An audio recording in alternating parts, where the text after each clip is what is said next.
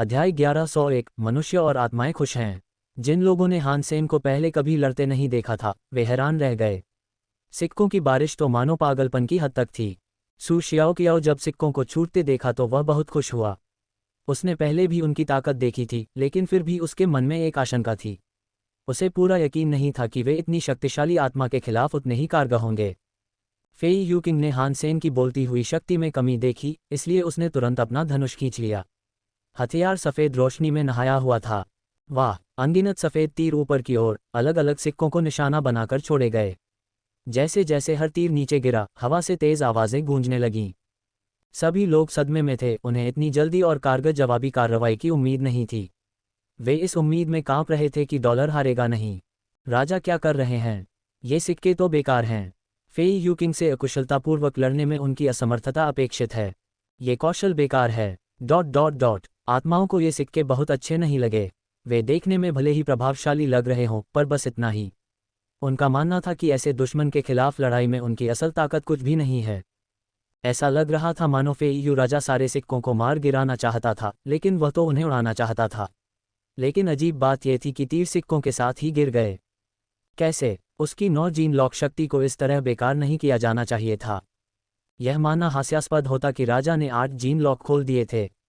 लेकिन सिक्के रुकने का नाम नहीं ले रहे थे और वे बारिश की तरह गिरते रहे। हर बूंद एक पवित्र प्रकाश की तरह बरस रही थी। हान सेन के प्रतिद्वंद्वी के लिए चकमा देने में बहुत देर हो चुकी थी, इसलिए उसने सिक्कों को रोकने के लिए अंतिम प्रयास में और अधिक तीर चलाए। सिक्के गिर गए, लेकिन हान सेन के और सिक्के बुलाने पर वे जल्दी से वापस आ गए। अब सिक्कों का तूफान आ गया था और उसके खत्म होने से पहले ही सिक्के बारिश जैसे नहीं रहे। वे झरने जैसे हो गए थे और उन्होंने जल्दी और बेरहमी से फेई यू किंग को दफना दिया। मनुष्य और आत्माएं दोनों ही सदमे में थे। फेई यू राजा उड़ जाना चाहता था, लेकिन सिक्के बहुत भारी थे। वह हैरान रह गया। उसने राजा और उसके पास मौजूद सिक्कों को पूरी तरह से कम करके आंका था। वह उन्हें झटक देना चाहता था, पर ऐसा कर नहीं पा रहा था। हर एक पहाड़ की तरह था जो उसे फंसाना चाहता था। फेई यू किंग गति और तीरंदाजी में सबसे कुशल था, इसलिए उसे हान सेन से आमने सामने लड़ने की जरूरत नहीं पड़ी। उसने राजा को कम आंका था, इसलिए वह बिना किसी चिंता के सहजता से युद्ध में चला गया। गर्जन! फेई यू किंग किसी जानवर की तरह चिल्लाया, जो फंस गया हो और शिकारी के जाल से बचकर निकल न पा रहा हो। वह उन्हें झटक कर उड़ जाना चाहता था, लेकिन वह कुछ नहीं कर सकता था। वह हवा में तो उड़ गया, लेकिन कुछ मीटर की धीमी उड़ान के बाद वह फिर से जमीन पर गिर गया। और फिर वह मंच में धंसने लगा। उसका शरीर ऐसा लग रहा था मानो उन सभी सिक्कों के भयानक दबाव से फटने को तैयार हो। वेदना! फेई यू किंग अपने घुटनों पर था। जो कुछ हो रहा था उससे सब हैरान थे। 9 जीन वाला लॉक किंग आत्मा खड़ा होकर हान सेन से लड़ने में असमर्थ था, बल्कि उसके सामने घुटनों के बल बैठा था। उसका शरीर कांच की तरह टूट रहा था। डॉलर बहुत ज्यादा मजबूत है। सू शियाओकियाओ चिल्लाया। मुझे विश्वास नहीं हो रहा कि उसने एक राजा को इतनी आसानी से हरा दिया। अगर वह डिविनिटीज बाउट में शामिल हो रहा था तो जरूर पूरी तैयारी से आया होगा। उस पर शक करना बेवकूफ़ी होती। हमारे डॉलर की तुलना में किंग स्पिरिट्स कुछ भी नहीं हैं। ... बहुत सारी आत्माएं भी ऐसी ही खुशी और उल्लास साझा कर रही थीं। वे जानते थे कि फेई यू किंग कितना शक्तिशाली था। राजा ने फेई यू राजा को पूरी तरह से अपना बना लिया। अपनी उंगली हिलाकर उसने 9 जीन वाले लॉक किंग की आत्मा को हरा दिया। क्या तुम यकीन कर सकते हो? बाल राजा की जय हो! यहाँ तक कि सम्राटों के चेहरे भी बदल गए थे। क्या वह तो हमारे जैसा ही था, है ना? माना जाता है कि उसके सिर्फ 3 जीन लॉक खुले थे। कुछ ही सालों बाद वह फेई यू किंग को कैसे हरा सकता है? थंडर डेविल किंग ने असमंजस में कहा। पुष्प महारानी ने कहा, उसने ऐसा कारनामा कैसे किया? वह डरावना है। उसने कुछ ही सालों में कितने जीन लॉक खोल दिए? स्वर्गीय महारानी ने आश्चर्यजनक रूप से उदास भाव और स्वर में कहा। धमाका! फेई यू राजा सिक्कों से पूरी तरह कुचल गया और वह फट गया। खून और पंख हवा में नाच रहे थे और एक जेलीनुमा शरीर फर्श पर कूड़े के ढेर की तरह पड़ा था। शाह! सिक्के गायब हो गए, केवल पंख और खून ही रह गया। एक 9 जीन लॉक राजा आत्मा को नष्ट कर दिया गया था, बस इस तरह। फेई यू किंग को पुनर्जीवित होते देख सभी लोग अचानक चुप हो गए। जब हान सेन मंच से चले गए तो मनुष्य और आत्माएं अचंभे से जाग उठे। डॉलर ने राजा की आत्मा को हरा दिया।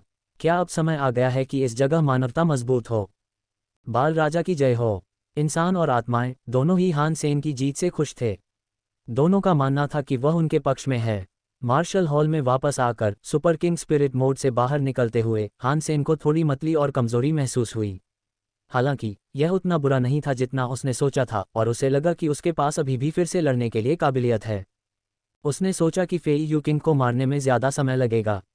आमने सामने की लड़ाई में फेई यूकिंग ने जैसे ही पहला सिक्का अपने हाथ में लिया, वह हार गया। मुझे नहीं लगा था कि मैं उसे इतनी जल्दी हरा दूंगा। मैंने साफ तौर पर खुद को कम आंका था। इतने अच्छे नतीजे के बाद मुझे एक और मुकाबला खेलना चाहिए। हान सेन ने शुरू में अनुमान लगाया था कि पहली लड़ाई के बाद वह आगे नहीं लड़ पाएगा, लेकिन वह गलत निकला। हालांकि उसे नहीं पता था कि अगली लड़ाई किससे होगी। हान सेन को पता चला कि उसका अगला प्रतिद्वंद्वी महज एक शाही आत्मा था। एक शाही आत्मा? ओह प्लीज़, मैं उस चीज़ को एक ही वार में मार सकता हूँ। इसमें ज़्यादा समय नहीं लगेगा। हान सेन बहुत खुश हुआ। यदि चीज़ें इसी तरह जारी रहीं और वह अगले 4 मुकाबलों में भी इसी तरह के परिणाम के साथ जीत हासिल कर सके, तो वह दिन के लिए रिटायर हो सकते हैं और आराम कर सकते हैं। संभवतः वह अगले दिन पूरी तरह तरोताज़ा हो जाएगा और इस प्रकार पुनः लड़ने में सक्षम हो जाएगा। हान सेन को पता चला कि उसके अगले 3 दुश्मन शाही आत्माएं थीं। उसने उन्हें आसानी से मार डाला। हालांकि आखिरी प्रतिद्वंदी ने हान सेन को निराश कर दिया। वह एक और राजा आत्मा थी। यदि उसने 9 जीन लॉक खोल दिए होते और वह फेई यूकिंग की तरह मूर्ख नहीं होता, तो यह एक कठिन लड़ाई साबित हो सकती थी। अगले 3 मुकाबलों के बाद मैं देखूंगा कि मेरी हालत क्या है। हान सेन मार्शल हॉल में आखिरी प्रतिद्वंदी की तलाश में था। वह अंदाज़ा लगाना चाहता था कि वह कितना मजबूत हो सकता है। हान सेन ने उसे अपनी दूसरी लड़ाई में व्यस्त पाया। वह तुरंत समझ गया कि ऐसे प्रतिद्वंद्वी से मुकाबला करना मुश्किल होगा। उसने सचमुच 9 जीन लॉक खोल दिए थे और इसके अलावा वह पृथ्वी तत्व से भी परिचित था। वह पत्थरों की दीवारें वगैरह बना सकता था, जो सिक्कों की बारिश रोकने के लिए एकदम सही थीं। हान सेन ने सोचा, अगले 3 शाही आत्माओं से लड़ने के बाद उसके पास सुपर किंग स्पिरिट जूस का केवल आधा घंटा ही बचेगा। अपने सबसे उज्ज्वल अनुमान के बावजूद उसने नहीं सोचा था कि वह उस राजा आत्मा को आधे घंटे में हरा सकता है। हान सेन का दूसरा राउंड कुछ ही देर बाद शुरू हुआ। उसका प्रतिद्वंदी पहले से ही मंच पर था। एक भी कीमती सेकंड बर्बाद न करना चाहते हुए हान सेन ने अपना सुपर किंग स्पिरिट मोड चालू किया और जल्दी से मंच की ओर दौड़ा। हान सेन जितनी जल्दी हो सके शाही आत्मा को मारने जा रहा था। हालांकि इससे पहले कि वह शाही आत्मा से बात करता, वह उसके सामने घुटनों के बल बैठ गई और बोली, नमस्कार, मैं राजकुमार युनशा हूँ। आपके साथ मंच साझा करना मेरे लिए सम्मान की बात है। इससे पहले कि हान सेन अपने प्रतिद्वंदी को हरा पाते, राजकुमार युनशा ने हार मान ली। हान सेन फिर से जीत गए, वो भी बिना उंगली उठाए। फिर वे मार्शल हॉल लौट गए। क्या तुमने देखा? एक आत्मा डॉलर के सामने घुटने टेक रही थी। ये तो भगवान है। आत्माएं कब से ऐसा व्यवहार करने लगी हैं? इंसान के सामने तो उन्हें पता भी नहीं चलता। क्या मैं सपना देख रहा हूँ? ऐसा नहीं हो सकता। ये जरूर कोई नाटक होगा। तुम वहां जाकर देखते हो कि क्या वे तुम्हारे सामने घुटने टेकेंगे। भले ही ये केवल एक शाही भावना थी, फिर भी यह समझना बहुत अजीब है कि वह उस आदमी के सामने घुटने टेकने और हार मानने के लिए कितनी तत्पर थी। मैं इस पर विश्वास नहीं कर सकता। इंसानों में उन्माद भर गया। उन्होंने पहले कभी किसी आत्मा को इंसान के सामने घुटने टेकते नहीं देखा था। ये कुछ ऐसा था जो वे सिर्फ सपनों में ही देख सकते थे। ऐसी संभावना के हकीकत बनने के बारे में उन्हें समझ नहीं आ रहा था कि क्या सोचें। ऐसा होते देख कई लोगों को लगा कि वे महज स्वप्न देख रहे हैं। लेकिन इसके बाद जो हुआ उसने सबको और भी ज्यादा हैरान कर दिया। बाद में 2 शाही आत्माओं ने भी यही किया। उन्होंने अपना परिचय दिया और तुरंत ही हार मान ली। क्या मैं सपना देख रहा हूँ? क्या ये आत्माएं पागल हो गई हैं? आज का दिन कोई भी नहीं भूल पाएगा। यह इतिहास के पन्नों में दर्ज होने वाला दिन है। यदि पहले डॉलर शक्ति का पर्यायवाची नाम था, तो आज यह ईश्वर का पर्याय बन गया है। आत्माओं द्वारा उसकी इस प्रकार आज्ञा पालन करने और उसकी पूजा करने के लिए सभी ने सोचा कि वह अवश्य ही कोई देवता होगा। आत्माएं और मनुष्य अलग अलग थे। आत्माएं पुनर्जन्म ले सकती थीं, इसलिए उन्हें मृत्यु का भय नहीं था। मौत एक ऐसी चीज थी जिसकी उन्हें आदत हो सकती थी। ऐसी जगह पर खुद को नष्ट करना कोई बड़ी बात नहीं थी, और अगर इंसानों को कभी उनके स्पिरिट स्टोन मिल भी गए, तो वे लगभग खुशी खुशी ऐसा कर सकते थे। आत्माएं मनुष्यों के आगे झुकने की बजाय मृत्यु को स्वीकार कर लेती हैं, जो इसे और भी आश्चर्यजनक बनाता है। लेकिन यही कारण था कि मनुष्य स्वयं को आत्माओं से श्रेष्ठ मानते थे। लेकिन हान सेन ने न सिर्फ एक राजा आत्मा को मारा था, बल्कि उसने आत्माओं को बिना किसी लड़ाई के आज्ञाकारी बना दिया था। उसके हाथ में उनके आत्मा पत्थर नहीं थे। उनकी जान जाने का कोई वास्तविक खतरा नहीं था। हान सेन ने कुछ अद्भुत किया था। उसने जो किया था उसका भाव किसी आत्मा को मारने से कहीं ज्यादा प्रभावशाली था। मनुष्यों के दिलों में डॉलर अब सिर्फ एक ताकतवर व्यक्ति नहीं रह गया था जिसने युद्ध में अपनी जाति को गौरव दिलाया। हाँ, कई मानव कुलीन वर्ग थे, लेकिन किसी ने भी वह नहीं किया था जो डॉलर ने किया। इससे पहले किसी ने भी आत्माओं को आज्ञाकारी नहीं बनाया था। अब इंसान बेहद उत्साहित थे, खासकर वे जो आत्माओं के गुलाम थे। हान सेन उनके लिए उम्मीद की किरण था। आत्माओं को इस बात का अंदाज़ा नहीं था कि इंसान क्या सोच रहे हैं, और उन्हें लगता था कि दूसरी आत्माओं का राजा की आज्ञा मानना सामान्य बात है। आखिरकार वह तो कहीं ज़्यादा शक्तिशाली था। मार्शल हॉल में हान सेन ने भौहें चढ़ाईं। वह सिर्फ आधा घंटा और टिक सकता था। अगर उसे अपने अगले प्रतिद्वंदी से लड़ना था तो उसके पास ऐसा करने का मौका बहुत कम था। हान सेन का अगला प्रतिद्वंद्वी एक और राजा आत्मा था। राजा आत्मा का नाम प्राचीन जैद था। ये नाम एक प्रकार की गरिमा या भव्यता का प्रतीक था, लेकिन सच तो ये था कि यह नाम योद्धा के असली स्वरूप को उजागर करता था। वह 8 मीटर लंबा, अत्यंत शक्तिशाली और पत्थर जैसा आत्मा था। उसके हर कदम के साथ उसके पीछे एक कच्ची छाप छूटती जा रही थी, और हर धमकते कदम के साथ धरती कांप रही थी। देखने वाले लोग स्तब्ध रह गए। जब भी किसी शाही आत्मा का हथियार जमीन से टकराता तो कोई खरोंच तक नहीं आती, लेकिन यहाँ तो बस आत्मा के कदमों से ही जमीन बर्बाद हो गई और उसमें छेद हो गए। वह काफी मजबूत लग रहा है। क्या डॉलर उस चीज का सामना करने में सहज रहेगा? किसी ने सोचा। सू शियाओकियाओ ने जवाब दिया, डॉलर कब हारता है? अगर वह फेई यूकिंग को इतनी आसानी से मार सकता है तो वह निश्चित रूप से इस चीज को भी मार सकता है। तुम सही कह रहे हो। वह कैसे हार सकता है? मेरा शक करना बेवकूफ़ी थी। उस व्यक्ति के चेहरे पर एक उज्ज्वल आशा की किरण लौट आई। तीसरे भगवान के अभयारण्य में मनुष्यों को बहुत लंबे समय से परेशान किया जा रहा था, इसलिए वे सभी एक मनुष्य को अपनी विपत्ति का सामना करते हुए देखने के लिए उत्सुक थे और ये दिखाना चाहते थे कि जवाबी कार्रवाई करना संभव है। डॉलर के अब तक के प्रदर्शन ने बहुत से लोगों को चौंका दिया था। जो हुआ था वह एक चमत्कार था जिसे वे लंबे समय से देखना चाहते थे। वे नहीं चाहते थे कि यह जल्द ही खत्म हो जाए। हान सेन को पता ही नहीं था कि उसके प्रदर्शन को लेकर क्या क्या चर्चाएं हो रही थीं। वह इन सब से बेखबर था। हालांकि लड़ाई से पहले वह अलायंस में लौट आया ताकि वह आराम कर सके और रिकवरी पूल में नहाकर अपनी खोई हुई ताकत वापस पा सके। वह चाहता था कि ज़रूरत पड़ने पर वह सुपर किंग स्पिरिट मोड का ज़्यादा देर तक इस्तेमाल कर सके। जब हान सेन वहां थे तो उनका कम्युनिकेटर बज उठा, और जब उन्होंने उसे उठाया तो उन्होंने देखा कि क्वीन उन्हें कॉल कर रही थी। क्या तुम अभी तक आश्रय में गए? रानी ने पूछा। नहीं, मैं अभी नहा रहा हूँ। क्या तुम देख नहीं रही? हान सेन ने अपना फ़ोन इधर उधर हिलाकर उसे दिखाया कि वह कहाँ है। क्वीन ने कहा, अच्छा जल्दी वापस आओ। डॉलर डिविनिटीज बाउट में शामिल हो गया है। उसने एक राजा आत्मा को मार डाला, और इतना ही नहीं, उसके बाद के 3 प्रतिद्वंदियों ने उसके डर से झुककर मैच हार दिया। 3 शाही आत्माएं, यह पागलपन है। वह बाद में एक और राजा आत्मा से लड़ेगा। सच में तुम मार्शल हॉल जा रहे हो? अगर क्वीन पहले से ही शरण में मार्शल हॉल में इंतजार कर रही होती तो इसका मतलब होता कि वह उसे युद्ध के मैदान में प्रवेश करते हुए देख लेती। इसका मतलब सिर्फ एक ही होता, डॉलर की पहचान उजागर हो जाती। लेकिन रानी ने कहा, मैं जाऊंगी, लेकिन मैं किसी दूसरे खाली आश्रय में हूं, इसलिए मैं अभी तुम्हारे आश्रय में नहीं लौट सकती। मुझे लगा था कि तुम्हें वह चीज़ देखने में कोई दिलचस्पी नहीं है। हान सेन को राहत महसूस हुई। रानी ने अब तक ऊपर उठने की एक अदम्य लालसा दिखाई थी। तीसरे देवता के आश्रय में जब से रानी से उसका सामना हुआ था तब से वह बस इसी में लगी हुई थी, मानो उसे लगातार गतिशील रहना पड़ रहा था।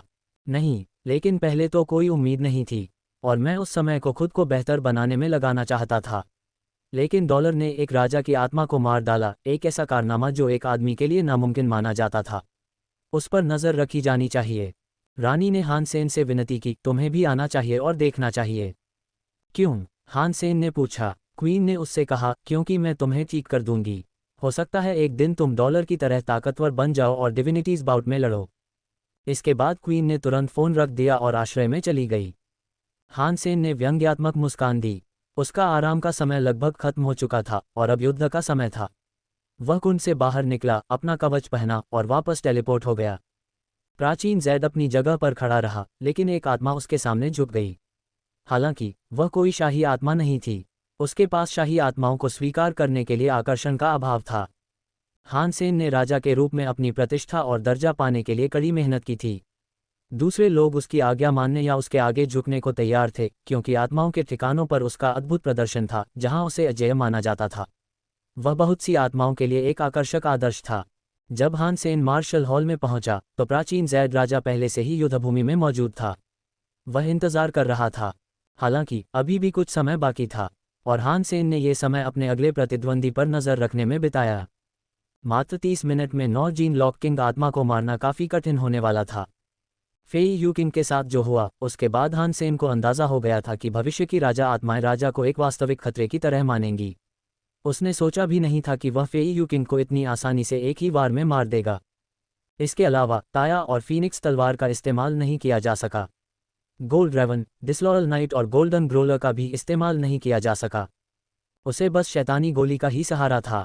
जैसे ही ज्वाइन करने का समय आया, वह एक सुपर किंग स्पिरिट में बदल गया और अपने अगले प्रतिद्वंदी का सामना करने के लिए मंच पर चला गया। आत्माएं और मनुष्य समान रूप से हान सेन के समर्थन में चिल्ला रहे थे और मंत्रोच्चार कर रहे थे।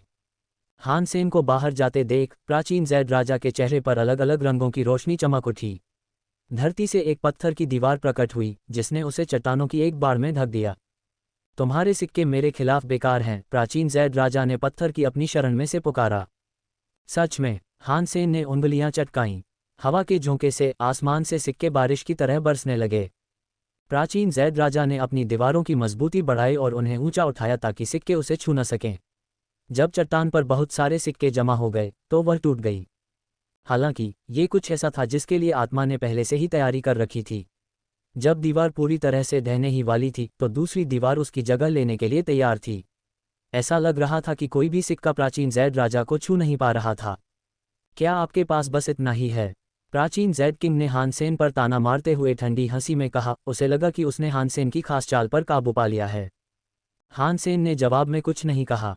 उसके हाथ में एक काली तलवार थी। तलवार पवित्र प्रकाश से सुसज्जित थी और एक जोर के साथ वह प्राचीन जैड राजा की ओर बढ़ी। कच्चा। जैसे ही काली तलवार ने पत्थर की दीवारों को चीर दिया, उनके स्थान पर और अधिक पत्थर खड़े हो गए। प्राचीन जैड राजा ने हान सेन से आमने सामने लड़ाई नहीं की और वह पूरी तरह से रक्षात्मक मुद्रा में रहा। वह लगातार चकमा देता रहा। उसने हमले की जो भी नाकाम कोशिशें की, वे कभी कभार जमीन से नुकीली चट्टानें उठाकर हमला करने की थीं। यह एक परेशान करने वाला दुश्मन है। पृथ्वी पर शासन करने की इसकी शक्तियां बहुत भयानक हैं। हान सेन ने मन ही मन सोचा।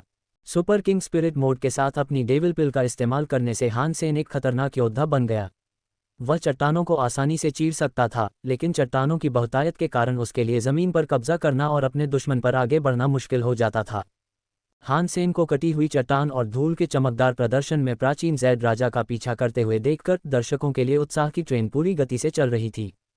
डॉलर कितना अच्छा है। राजा की आत्मा तो पिटे हुए कुत्ते की तरह दुबकी हुई है। वह सर्वश्रेष्ठ पार करने वाला है, इसमें कोई संदेह नहीं।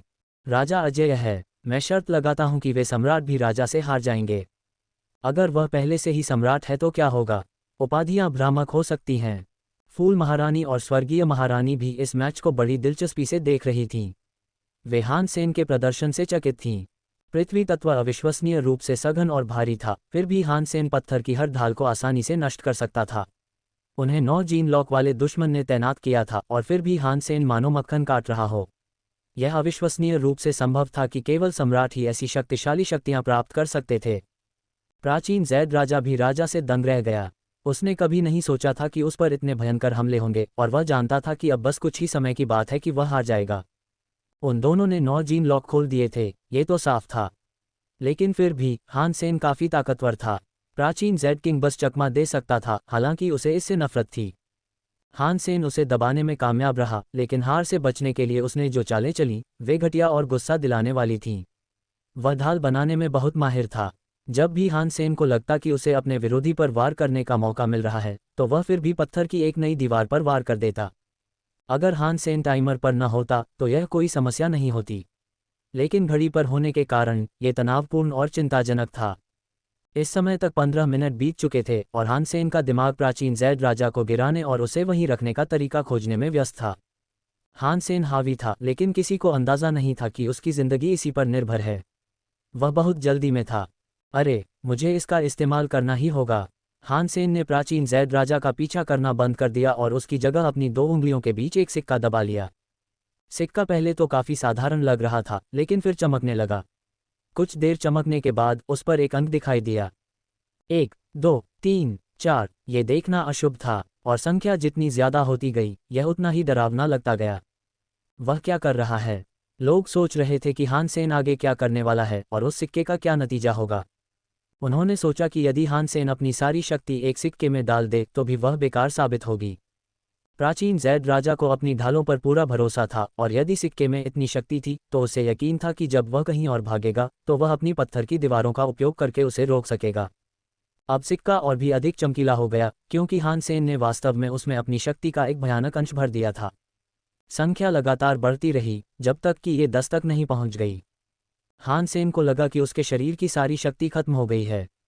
सिक्के पर लिखा अंक बता रहा था कि उसके अंदर कितनी शक्ति जमा हो गई थी और कितनी बढ़ गई थी।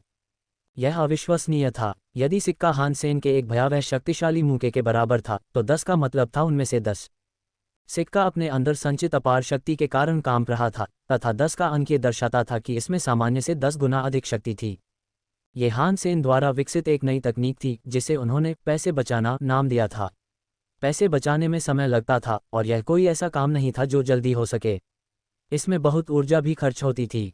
इसके अलावा बचत के पैसे का इस्तेमाल करके वह कहीं जा नहीं सकता था, वह हिल-डुल भी नहीं सकता था और रुकावटों के कारण उसकी सारी प्रगति रुक जाती थी।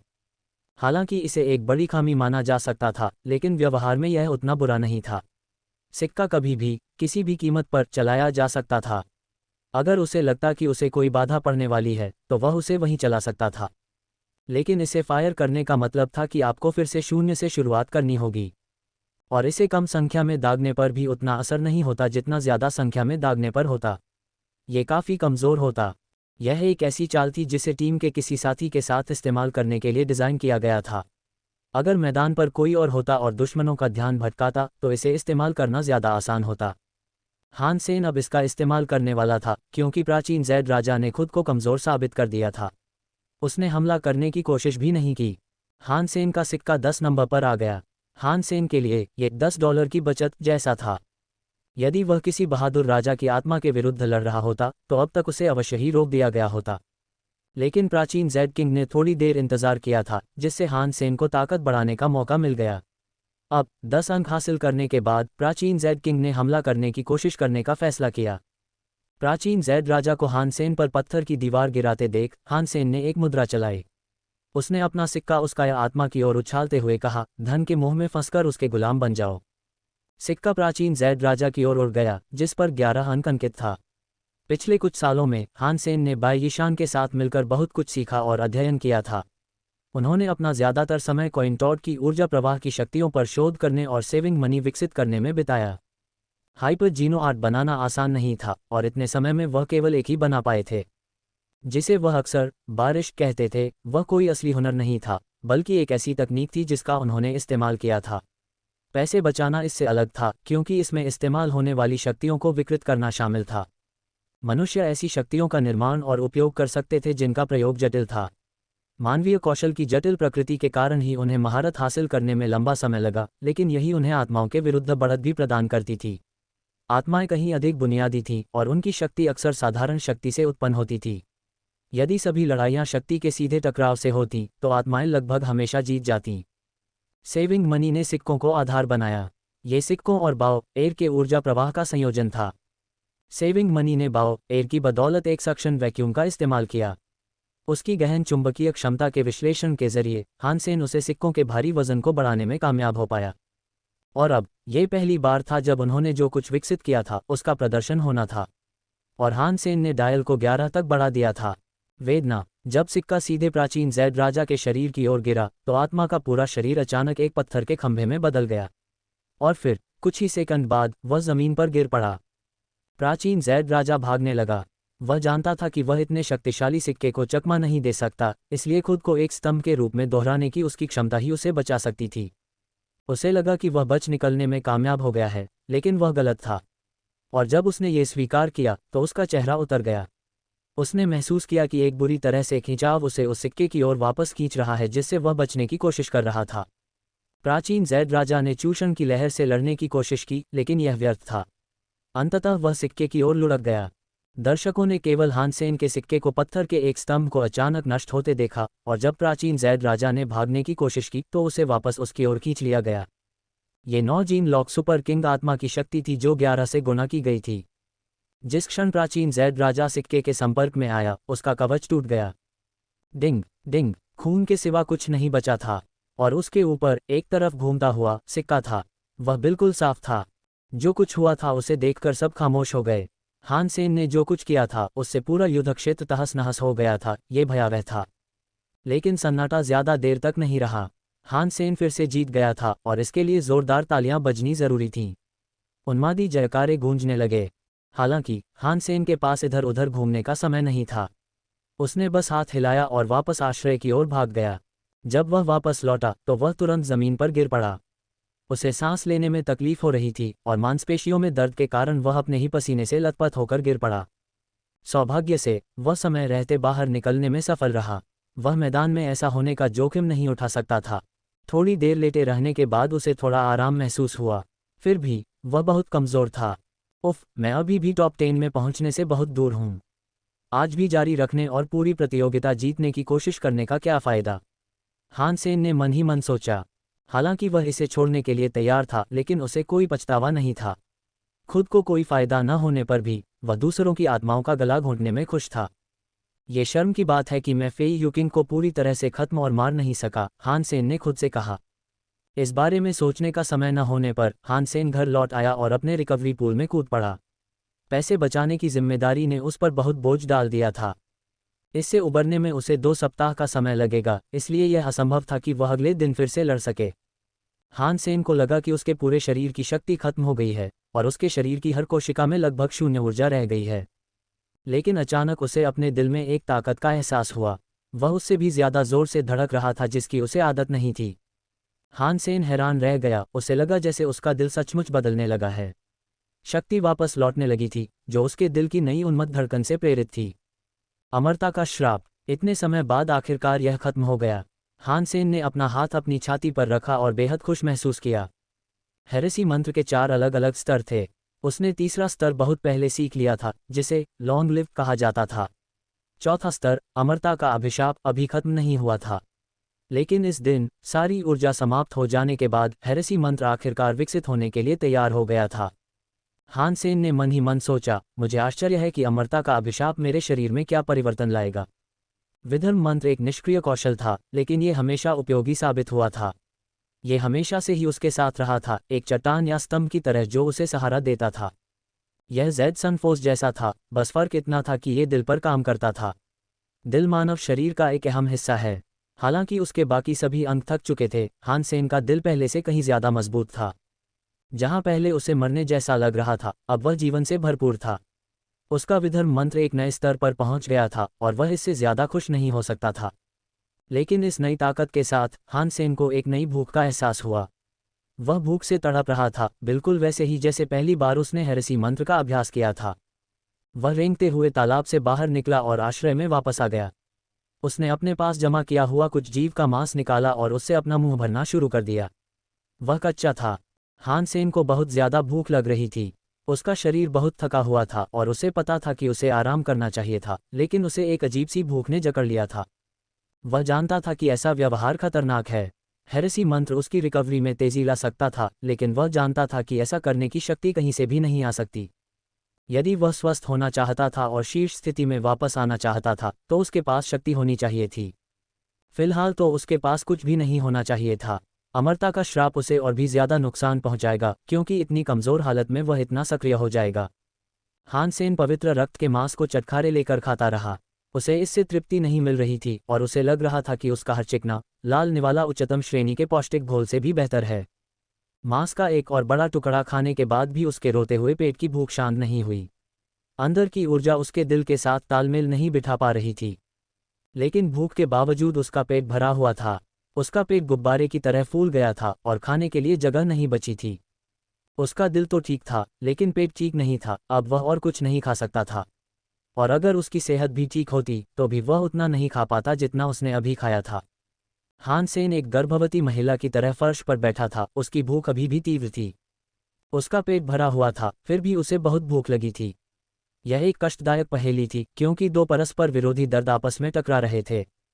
यदि हान सेन इतना शक्तिशाली व्यक्ति न होता तो वह निस्संदेह चिल्ला रहा होता। उसका चेहरा पीला पड़ गया था और भयंकर पसीना आने लगा था। उसके सारे कपड़े जल्द ही पसीने से भीग गए। भूखा, भूखा, भूखा। हान सेन ने अपने हाथ अपने पेट पर रखे और उसे दबाने की कोशिश की तथा अधिक भोजन की मांग करने से रोकने की कोशिश की। जैद सनफोर्स उसे मुश्किल से ऊर्जा दे पा रहा था। अगर उसे शुरुआत करनी थी, खुद को बेहतर आकार में रखना था, तो उसे पोषण की ज़रूरत थी। ठीक वैसे ही जैसे अगर तेल न होता तो गैस को परिष्कृत करने का कोई तरीका नहीं होता। बदकिस्मती से हान सेन इस समय बहुत ज़्यादा भरा हुआ था। एक मटर या मक्के का दाना भी उसे बेहोश करने के लिए काफ़ी होता। मुझे अपने पेट की मजबूती सुधारने के लिए हाइपरजीनो आर्ट सीखनी चाहिए थी, हान सेन ने खुद से कहा, और पछतावे के साथ महसूस किया कि अब इसके लिए बहुत देर हो चुकी थी।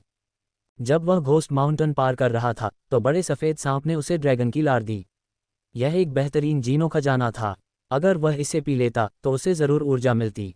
लेकिन हान सेन ऐसी हालत में इसका इस्तेमाल नहीं करना चाहता था। वह किसी ऐसी चीज़ के इस्तेमाल के खिलाफ लड़ रहा था जो उसकी जान बचा सकती थी। हान सेन का शरीर अब सिकुड़ने लगा था, चर्बी तेजी से जल रही थी और वह तुरंत काफ़ी पतला दिखने लगा था। विधर्म मंत्र का अभ्यास महिलाओं को करना चाहिए, ये निश्चित रूप से वजन कम करने में मदद करता है। अपनी इस दुर्दशा के बावजूद हान सेन हल्के फुल्के मूड में रहे। जबकि हान सेन इस बात पर बहस कर रहा था कि उसे ड्रैगन लार खाना चाहिए या नहीं, उसके अंदर के क्रिस्टलीकृत अंगों को राहत महसूस होने लगी। हान सेन ने जब ये देखा तो वह हैरान रह गया। उसने पाया कि उसके अंदर के क्रिस्टल उसके अंगों से अलग होकर चिपचिपे वसायुक्त अवस्था में पहुंच गए थे और अब वे अवशोषित हो रहे थे। हान सेन को डर था कि क्रिस्टल उसके शरीर को बदल देंगे, इसीलिए उसने उन्हें अवशोषित करने की कोशिश नहीं की थी। लेकिन अब चाहे वह चाहे या न चाहे, ये हो रहा था।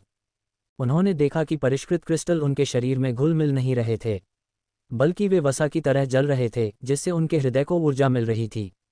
उसकी छाती के अंदर दिल की धड़कनें मशीनों की तरह तेज हो गईं, जो पदार्थों को परिष्कृत करने के लिए कड़ी मेहनत कर रही थीं। और ऐसा होते ही उसका पेट हल्का होने लगा। उसे जो भूख लग रही थी वह कम होने लगी। जैसे ही हान सेन इन क्रिस्टलों को अंदर पचा रहा था, एलायंस में मीडिया का दिन बन गया। वे इस बात से बहुत खुश थे कि $2 राजसी आत्माओं को मारने और 3 राजसी आत्माओं को अपनी आज्ञा मानने पर मजबूर करने में कामयाब रहा था। गठबंधन आमतौर पर तीसरे भगवान के अभयारण्य के बारे में बात नहीं करता था और इसकी चर्चा के सभी विषयों पर आमतौर पर प्रतिबंध लगा दिया गया था। लेकिन इस बार उन्होंने इस पर बात करने की अनुमति दी। इस आयोजन के बारे में लोगों को खुलकर बोलने और डॉलर की उपलब्धियों के बारे में बताने की अनुमति दी गई। डॉलर का नाम एक बार फिर सबकी जुबान पर था। शहर में उसकी चर्चा हो रही थी, हर कोई उसे अपना आदर्श मानता था और यही सोचता था कि वह कितना शक्तिशाली रहा होगा। जिन लोगों को डॉलर की ताकत के बारे में बेहतर समझ थी कि वह अपने दुश्मनों को किस तरह से हरा सकता है, उन्होंने सोचा कि यह एक चमत्कार था।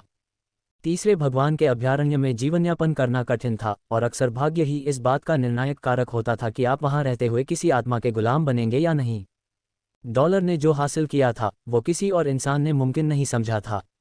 अब वो सुपरस्टार बन चुका था। हालांकि कुछ लोगों ने संदेह व्यक्त करना शुरू कर दिया। आत्माओं के आश्रयों में रहने वाले लोगों ने एक आत्मा के बारे में बातें सुनी थीं जिसे द किंग कहा जाता था, और जब दिव्यता का युद्ध चल रहा था तो उन्होंने अक्सर आत्माओं को डॉलर को द किंग कहते सुना। वे दोनों एक ही थे। वे कह रहे थे कि डॉलर असल में एक आत्मा है। लेकिन ऐसी बातों को ज़्यादा तवज्जो नहीं दी गई और अधिकारियों ने जल्दी ही उन्हें दबा दिया।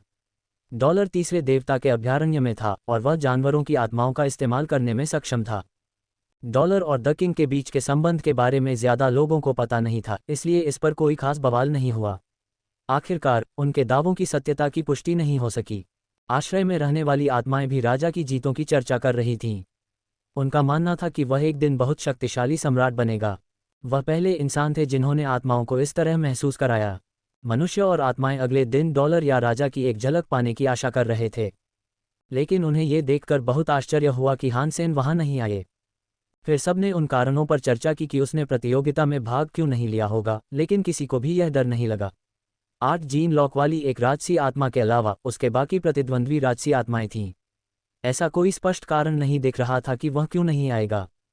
हान सेन इतने सारे नकारात्मक पहलुओं वाला कोई हुनर सीखने की योजना नहीं बना रहा था, इसलिए उसने वापस जाकर एक साधारण एस क्लास हाइपरजीनो आर्ट सीखी जिसका नाम था न्यूट्रिशिंग स्टमक।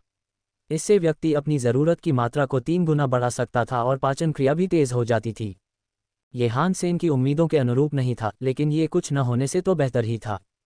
और हान सेन ने सोचा कि शायद भविष्य में उसे कोई बेहतर मिल जाए। फिलहाल तो यही काफ़ी होगा। अभयारण्य में वापस आकर हान सेन ने उन तरीकों के बारे में सोचा जिनसे वह एक सुपर प्राणी को मार सकता था। बंजर भूमि में कोई भी जीव नहीं था और हान सेन ने अनुमान लगाया कि ऐसा शैतान के क्षेत्र से निकटता के कारण था। लगता है मुझे अपना सारा सामान समेटकर आगे बढ़ना होगा और जब मैं अपना 10वां जीन लॉक खोलूंगा तो बिग मारा को मारने वापस आऊंगा। हान सेन सचमुच अपने भूमिगत आश्रय में वापस जाना चाहता था। कांटेदार जंगल में कई सुपर जीव थे, लेकिन उसे कोई सुराग नहीं था कि वह कहाँ है या वह वहां वापस कैसे पहुंचेगा। अचानक रानी भी आश्रय में लौट आए। वह खून से लथपथ और गंभीर रूप से घायल थी। जब रानी ने हान सेन को देखा तो वह बेहोश हो गई। हान सेन दौड़कर क्वीन को पकड़ने गया। उसे पकड़ते हुए उसने जल्दी से उसके जख्मों की जांच की कि उसे कितनी गहरी चोट लगी है। वह बुरी तरह घायल हो गई थी और हान सेन द्वारा उसे दिया गया पवित्र रक्त कवच लगभग नष्ट हो चुका था। उसके खून से लथपथ शरीर पर अब उसके केवल कुछ टुकड़े ही बचे थे। कवच के नीचे पहने उसके कपड़े भी फटे हुए थे। हालांकि उसका ज्यादातर शरीर खुला हुआ था, फिर भी उसे ऐसी हालत में देखकर शायद ही कोई कामुक महसूस करे। उसका पूरा शरीर जख्मों और घावों से भरा हुआ था और कई जगहों पर पपड़ी जमी हुई थी। कुछ जगहों पर अभी भी ताज़ा घाव थे जिनमें से खून बह रहा था। कुछ घाव इतने गहरे थे कि हड्डियां दिखाई दे रही थीं। उसके पेट की पूरी लंबाई में एक खास घाव था। अगर घाव और गहरा होता तो उसकी आंतें बाहर निकल आतीं। उसने कड़ा संघर्ष किया है। हान सेन का मानना था कि वह पहले भी खुद पर बहुत अधिक दबाव डालने के कारण बुरी स्थिति में आ चुका था, लेकिन क्वीन सबसे बुरी स्थिति में थी। हान सेन ने उसके क्षतिग्रस्त शरीर पर अपनी पवित्र ज्योति का प्रयोग किया। ये पवित्र गेंडे के ऊर्जा प्रवाह का अनुकरण था और हालांकि यह अधिकांश चोटों पर प्रभावी था, लेकिन गंभीर घावों पर इसका कोई खास असर नहीं हुआ। तुम्हें अब आगे भी मेरा साथ देना होगा, ठीक है? हान सेन को उसे ठीक करने के लिए सिल्वर फॉक्स की उपचार शक्तियों का अनुकरण करना पड़ा। ठीक है। रानी का शरीर भयंकर बिजली की चपेट में आ गया। उसका शरीर जोर से ऐंठ रहा था, लेकिन उस असहनीय दर्द के दबाव में वह चीखी नहीं। उसने बस अपने दांत भींच लिए और अपनी स्वर रज्जू को थामे रखा। ये बिजली आपके विचार से कहीं बेहतर तरीके से घावों को भरती है, हान सेन ने उसे दिलासा देते हुए कहा, क्योंकि उसने उसके क्षत विक्षत शरीर में वोल्ट पंप किया था। उसने जो कवच उसे दिया था वह जलकर राख हो गया था, लेकिन उसके जो भयानक घाव थे वे जल्दी ठीक हो रहे थे। क्वीन हान सेन की अब तक की सबसे ताकतवर औरत थी। जब भी हान सेन को सिल्वर फॉक्स ठीक करता तो वह चीख पड़ता। क्वीन ने बस 2-4 बार कराह कर कहा था। अब तक उसके अधिकांश घाव ठीक हो चुके थे, लेकिन उसके पेट पर जो गहरा घाव था उसे ठीक करने में अभी और समय लगेगा। 1 घंटे तक बिजली कड़कने और दर्द सहने के बाद हान सेन भी अपने साथ हुए व्यवहार के लिए खुद को दोषी महसूस कर रहा था। लेकिन एक बहादुर सिपाही की तरह उसने एक बार भी कराह या शिकायत नहीं की। उसने एक चैंपियन की तरह सब कुछ सहा। तुम्हें एलायंस के हीलिंग पूल में जाकर नहाना चाहिए। कुछ ही दिनों में तुम बिल्कुल फिट हो जाओगी। हान सेन उसके सबसे गहरे जख्मों को भरने में कामयाब हो गया था, लेकिन वह उसे और ज्यादा तकलीफ नहीं दे सकता था। चलते रहो। बोलते समय रानी के दांत कांपने और बजने लगे। अब मैं तुम्हें जो दे सकता हूं और गठबंधन में तुम्हें जो मिल सकता है उसमें कोई फर्क नहीं है। इसके अलावा मैं तुम्हें बस बेवजह का दर्द दे सकता हूं, हान सेन ने कहा। ये तेज है। रानी अपनी इच्छा पर दृढ़ थी। हान सेन ने जोर से सिर हिलाया, लेकिन आखिरकार उसकी बात मान ली। फिर उसने उसे फिर से हीलिंग चार्ज से बिजली का झटका देना शुरू कर दिया। आधे घंटे बाद उसके सारे जख्म भर गए थे और भर गए थे। बस उन जगहों पर लाल निशान रह गए थे जहां पहले थे। रानी ने एक पशु आत्मा कवच को बुलाया और कहा, क्या तुम ठीक हो गए हो? मैं लगभग वहां पहुंच गया हूं। हान सेन ने उसे बताया था कि वह अपनी शक्तियों का उपयोग कर सकता है, इसलिए इसे छिपाने का कोई फायदा नहीं था। उसने सिर हिलाया और एक बार फिर आश्रय से बाहर जाने लगी। हान सेन ने उसे रोका और कहा, मत जाओ, मुझे तुमसे कुछ बात करनी है। रानी चलना बंद कर पीछे मुड़ी। चूंकि मैं लगभग ठीक हो गया हूं, मैं जल्द ही यह जगह छोड़ दूंगा। मैं अपने पुराने आश्रय में लौट रहा हूं, क्या तुम मेरे साथ आना चाहोगे? हान सेन ने पूछा। रानी ने सिर हिलाकर जवाब दिया, ठीक है। हान सेन को उम्मीद थी कि उसे समझाना पड़ेगा, और जब वह इतनी जल्दी मान गई तो वह हैरान रह गया। हान सेन ने पूछा, आखिर तुम्हें क्या हुआ? तुम्हें चोट कैसे लगी? रानी ने कहा, पश्चिम में एक और अस्त व्यस्त आश्रय है। मैं उसके टेलीपोर्टर का इस्तेमाल करना चाहती थी, लेकिन मुझ पर हमला हो गया। उसने उसे और विवरण दिया और स्पष्टीकरण के बाद हान सेन गहरी सोच में डूब गया। हालांकि क्वीन वहां ज्यादा समय तक नहीं रही थी, फिर भी उसने कई जीनो पॉइंट्स इकट्ठा कर लिए थे। हान सेन की पार्श्विक आत्माओं की मदद से वह आसानी से एक पवित्र खून वाले प्राणी के चंगुल से बच सकती थी। लेकिन उन जीवों ने उसे बुरी तरह घायल कर दिया था, और इससे पता चलता है कि वे कम से कम पवित्र रक्त वाले जीव तो थे ही। उन्हें देखकर उसने भागने की कोशिश की थी, लेकिन उनमें से एक ने उसे अचानक पकड़ लिया था। ये सौभाग्य की बात थी कि उसे पवित्र रक्त द्वारा क्रूरतापूर्वक मारा गया था, अन्यथा वह एक सुपर प्राणी के क्षेत्र में चली जाती। मुझे उस आश्रय में ले चलो। अगर वहां सचमुच कोई सुपर जीव होता तो हान सेन बहुत खुश होता। बाओ एर ने हान सेन को आश्रय से जाते देखा तो वह तेजी से उसके पीछे गया और उसकी पीठ पर कूद पड़ा। हान सेन बहुत लंबे समय से उस आश्रय में था और बाओ कुछ समय से उस क्षेत्र से ऊब गया था। रानी ने हान सेन को पश्चिम की ओर निर्देशित किया और आधे घंटे बाद वे एक मृत प्राणी के अवशेषों पर अचानक पहुंच गए। यह एक भयावह रूप से विशाल मैंटिस था जिसका आकार लगभग एक पूर्ण विकसित भेड़िए के बराबर था। इसका कवच बैंगनी रंग का था और दोनों भुजाएं दरांती जैसी थीं। यह उन जीवों में से एक है जिसने तुम्हें काटा था। हान सेन ने देखा कि रानी ने भागते समय इसे मार दिया था। क्वीन ने कहा, दानव रक्त मैंटिस, हाँ। वे ज्यादातर आदिम थे लेकिन यह एक उत्परिवर्ती था। वे चलते रहे और वहां मैदान में लगभग 30 जानवर बिखरे पड़े थे। जाहिर है यह एक भयानक लड़ाई थी। गोल्डन ग्रोलर की तेज रफ्तार के साथ उन्हें आश्रय स्थल तक पहुंचने में सिर्फ 2 घंटे लगे। इलाके के हर दूसरे आश्रय स्थल की तरह ये भी अस्त व्यस्त लग रहा था। इसे बहुत पहले आत्माओं ने छोड़ दिया था। हालांकि वहां मैंटिस का कोई निशान नहीं था, इसलिए ऐसा लग रहा था कि बाकी झुंड आश्रय के गहरे कोनों में वापस चले गए थे। यहाँ रुको, मैं करीब से देखने जा रहा हूँ, हान सेन ने उससे कहा। मैं तुम्हारे साथ आ रही हूँ। रानी भी पीछे पीछे आए। ठीक है, विरोध करने से कोई फायदा नहीं होगा, इसलिए हान सेन ने डिसलॉरल नाइट को बुलाया और उसे आगे बढ़ने को कहा। क्या यह एक मानव जैसा पालतू पशु आत्मा है? रानी ने बेवफा नाइट की ओर देखते हुए पूछा। हान सेन ने सिर हिलाया पर विस्तार से नहीं बताया। वह जानता था कि देर सवेर उसे इसकी ताकत देखने को मिलेगी। बेवफा नाइट आश्रय के प्रवेश द्वार के पास पहुंचा और पहले से ही बैंगनी रंग के मैंटिस संभावित घुसपैठियों पर हमला करने के लिए निकल पड़े। कुछ तो द्वार के पार से आए, जबकि कुछ आश्रय की परिधि की दीवार से नीचे कूद पड़े। उनके पास उड़ने के लिए पंख तो थे, लेकिन वे उनका इस्तेमाल ठीक से उड़ने के लिए नहीं कर पा रहे थे। हान सेन पहले भी मैंटिस से सामना कर चुका था और वह जानता था कि उनकी भुजाएं वस्तुतः ब्लेड थीं। एक मैंटिस बाघ जितना बड़ा था, हमला करने आए बाकी मैंटिस से साफ तौर पर ऊंचा। वह बेवफा नाइट के सामने कूद गया। क्वीन ने कहा, यह पवित्र रक्त वाला मैंटिस हो सकता है। डिसलॉरल नाइट के सामने कूदे मैंटिस ने तेजी से अपने हाथ के ब्लेड को उठाया और उसकी गर्दन पर वार किया तथा उसके सिर को उसके धातु के कंधों से अलग कर दिया। वेदना। बेवफा नाइट ने बिजली की तरह तेज मुक्का मारा और मैंटिस को पास की दीवार से टकरा दिया, जिससे उसके खून से लथपथ कवच में मुट्ठी के आकार का एक छेद हो गया। डिसलॉरल नाइट ने प्रभामंडल को प्रज्वलित किया और फिर काम पर लग गया तथा एक ही मुक्का मारकर बहुत सारे मैंटिस को मार डाला। हान सेन को अपने सिर में लगातार घोषणाएं गूंजती सुनाई दे रही थीं। रानी देखती रही कि कैसे बेवफा नाइट आश्रय के निवासियों पर अत्याचार कर रहा था। एक पवित्र रक्त प्राणी को गिराने के लिए बस 2 छोटे घूंसे ही काफी थे। पवित्र रक्त प्राणी शैतान रक्त मैंटिस मारा गया। पशु आत्मा प्राप्त हुई। इसके मांस का सेवन करके यादृच्छिक रूप से 0 से 10 पवित्र जीनोअन प्राप्त करें। हान सेन परिणाम से बहुत खुश था। वह अपनी पहली पवित्र रक्त हत्या से एक पशु आत्मा प्राप्त करने में कामयाब रहा था। बेवफा शूरवीर को आश्रय के बाहर सभी जीवों को तबाह करते देख वह अंदर जाने लगा। इस पर हान सेन ने कहा, चलो बाकी सब साफ कर देते हैं, हम बाद में मांस इकट्ठा कर लेंगे। जब हान सेन ने पहली बार रानी से दोबारा मुलाकात की थी तब रानी सदमे में थी, लेकिन अब उसे एक और झटका लगा था। उसका बेवफा शूरवीर पवित्र रक्त वाले जीवों को आसानी से मार सकता था। बेवफा शूरवीर, ऐसा हो ही नहीं सकता, है ना? उसने इस विचार से छुटकारा पाने के लिए अपना सिर हिलाया। अगर जो उसने सोचा था वह सच होता तो इस बारे में सोचना भी डरावना होता। वे सभी लोग जो मानते हैं कि हान सेन अब निर्दोष हो गया है, अगर वे उसे अब देखेंगे तो क्या कहेंगे? रानी ने मन ही मन सोचा। हान सेन को चोट लगने से पहले तीसरे भगवान के अभयारण्य में 1 साल से भी कम समय हुआ था। ये समझना मुश्किल था कि इतने कम समय में उसने क्या हासिल कर लिया था। क्वीन एक बेहतरीन बॉडी वाली खिलाड़ी थी, फिर भी उन्हें भी पता था कि बेहतरीन बॉडी के साथ काम करना कितना मुश्किल होता है। इससे किसी को भी ज्यादा बढ़त नहीं मिलती थी। यदि हान सेन ने उसे पशु आत्माएं नहीं दी होती तो उसे एक उत्परिवर्ती प्राणी को मारने के लिए आवश्यक शक्ति जुटाने में बहुत लंबा समय लग जाता। बिना किसी संसाधन या मदद के हान सेन 1 साल से भी कम समय में इस मुकाम तक पहुंच गए। यह एक उल्लेखनीय उपलब्धि थी जो पहले कभी किसी ने हासिल नहीं की थी। लोग सोचते हैं कि अगर उनके पास सुपर बॉडी हो तो वे हान सेन जैसे हो सकते हैं।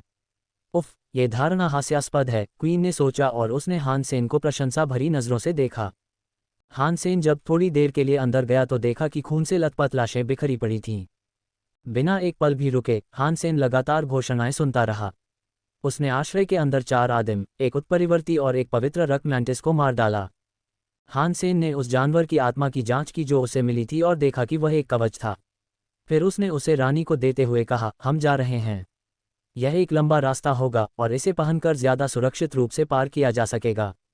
रानी कुछ कह भी नहीं सकी, बस उसे स्वीकार कर लिया और पहन लिया। यह एक बैंगनी रंग का कवच था और उसकी चमकदार चमक के साथ वह पहले से भी ज्यादा आकर्षक लग रही थी। गोल छाती की प्लेट उसके स्तनों को और भी बड़ा दिखा रही थी। यह उसकी कमर के चारों ओर कसा हुआ था और उसके हर उभार को उभारने में मदद कर रहा था। उसकी खूबसूरती हान सेन द्वारा देखी गई किसी भी अन्य महिला से कहीं ज्यादा थी और वह शुद्ध, मनमोहक, आंखों को सुकून देने वाली थी। कवच भी अपने आप में एक अद्भुत उपकरण था। इसके दस्ताने में दांतों जैसे ब्लेड लगे थे, एक ऐसी विशेषता जो कवच में अक्सर देखने को नहीं मिलती थी। पैरों और घुटनों में भी ब्लेड लगे थे। ये किसी भी चीज के लिए एक बेहतरीन प्रतिकारक था जो बहुत पास आने की कोशिश करती थी। ये कवच का एकदम सही सेट है, हान सेन ने कहा। रानी ने उसे महसूस करने के लिए इधर उधर हाथ पैर मारे। यह आरामदायक था और उसकी फुर्ती पर कोई असर नहीं डाल रहा था, लेकिन उसे लगा कि वह किसी राक्षस जैसी लग रही है। जैसे ही हान सेन उस खूबसूरत औरत को निहार रहा था, उसकी नज़र अचानक एक मनहूस चीख की आवाज़ से रुक गई। ये चीख आश्रय स्थल के ठीक बाहर से आई थी। बेवफा शूरवीर ने एक हाथी जितने बड़े मैंटिस पर मुक्का मारा। उस पर जो शक्ति डाली गई थी वह इतनी तेज थी कि उसने धरती को कंपा दिया और जमीन पर बिखरे पत्थरों को हिला दिया। क्या वह एक सुपर प्राणी है? हान सेन को उम्मीद थी कि वह उससे मिलेगा, लेकिन उसने वास्तव में वहां उसे देखने की उम्मीद नहीं की थी।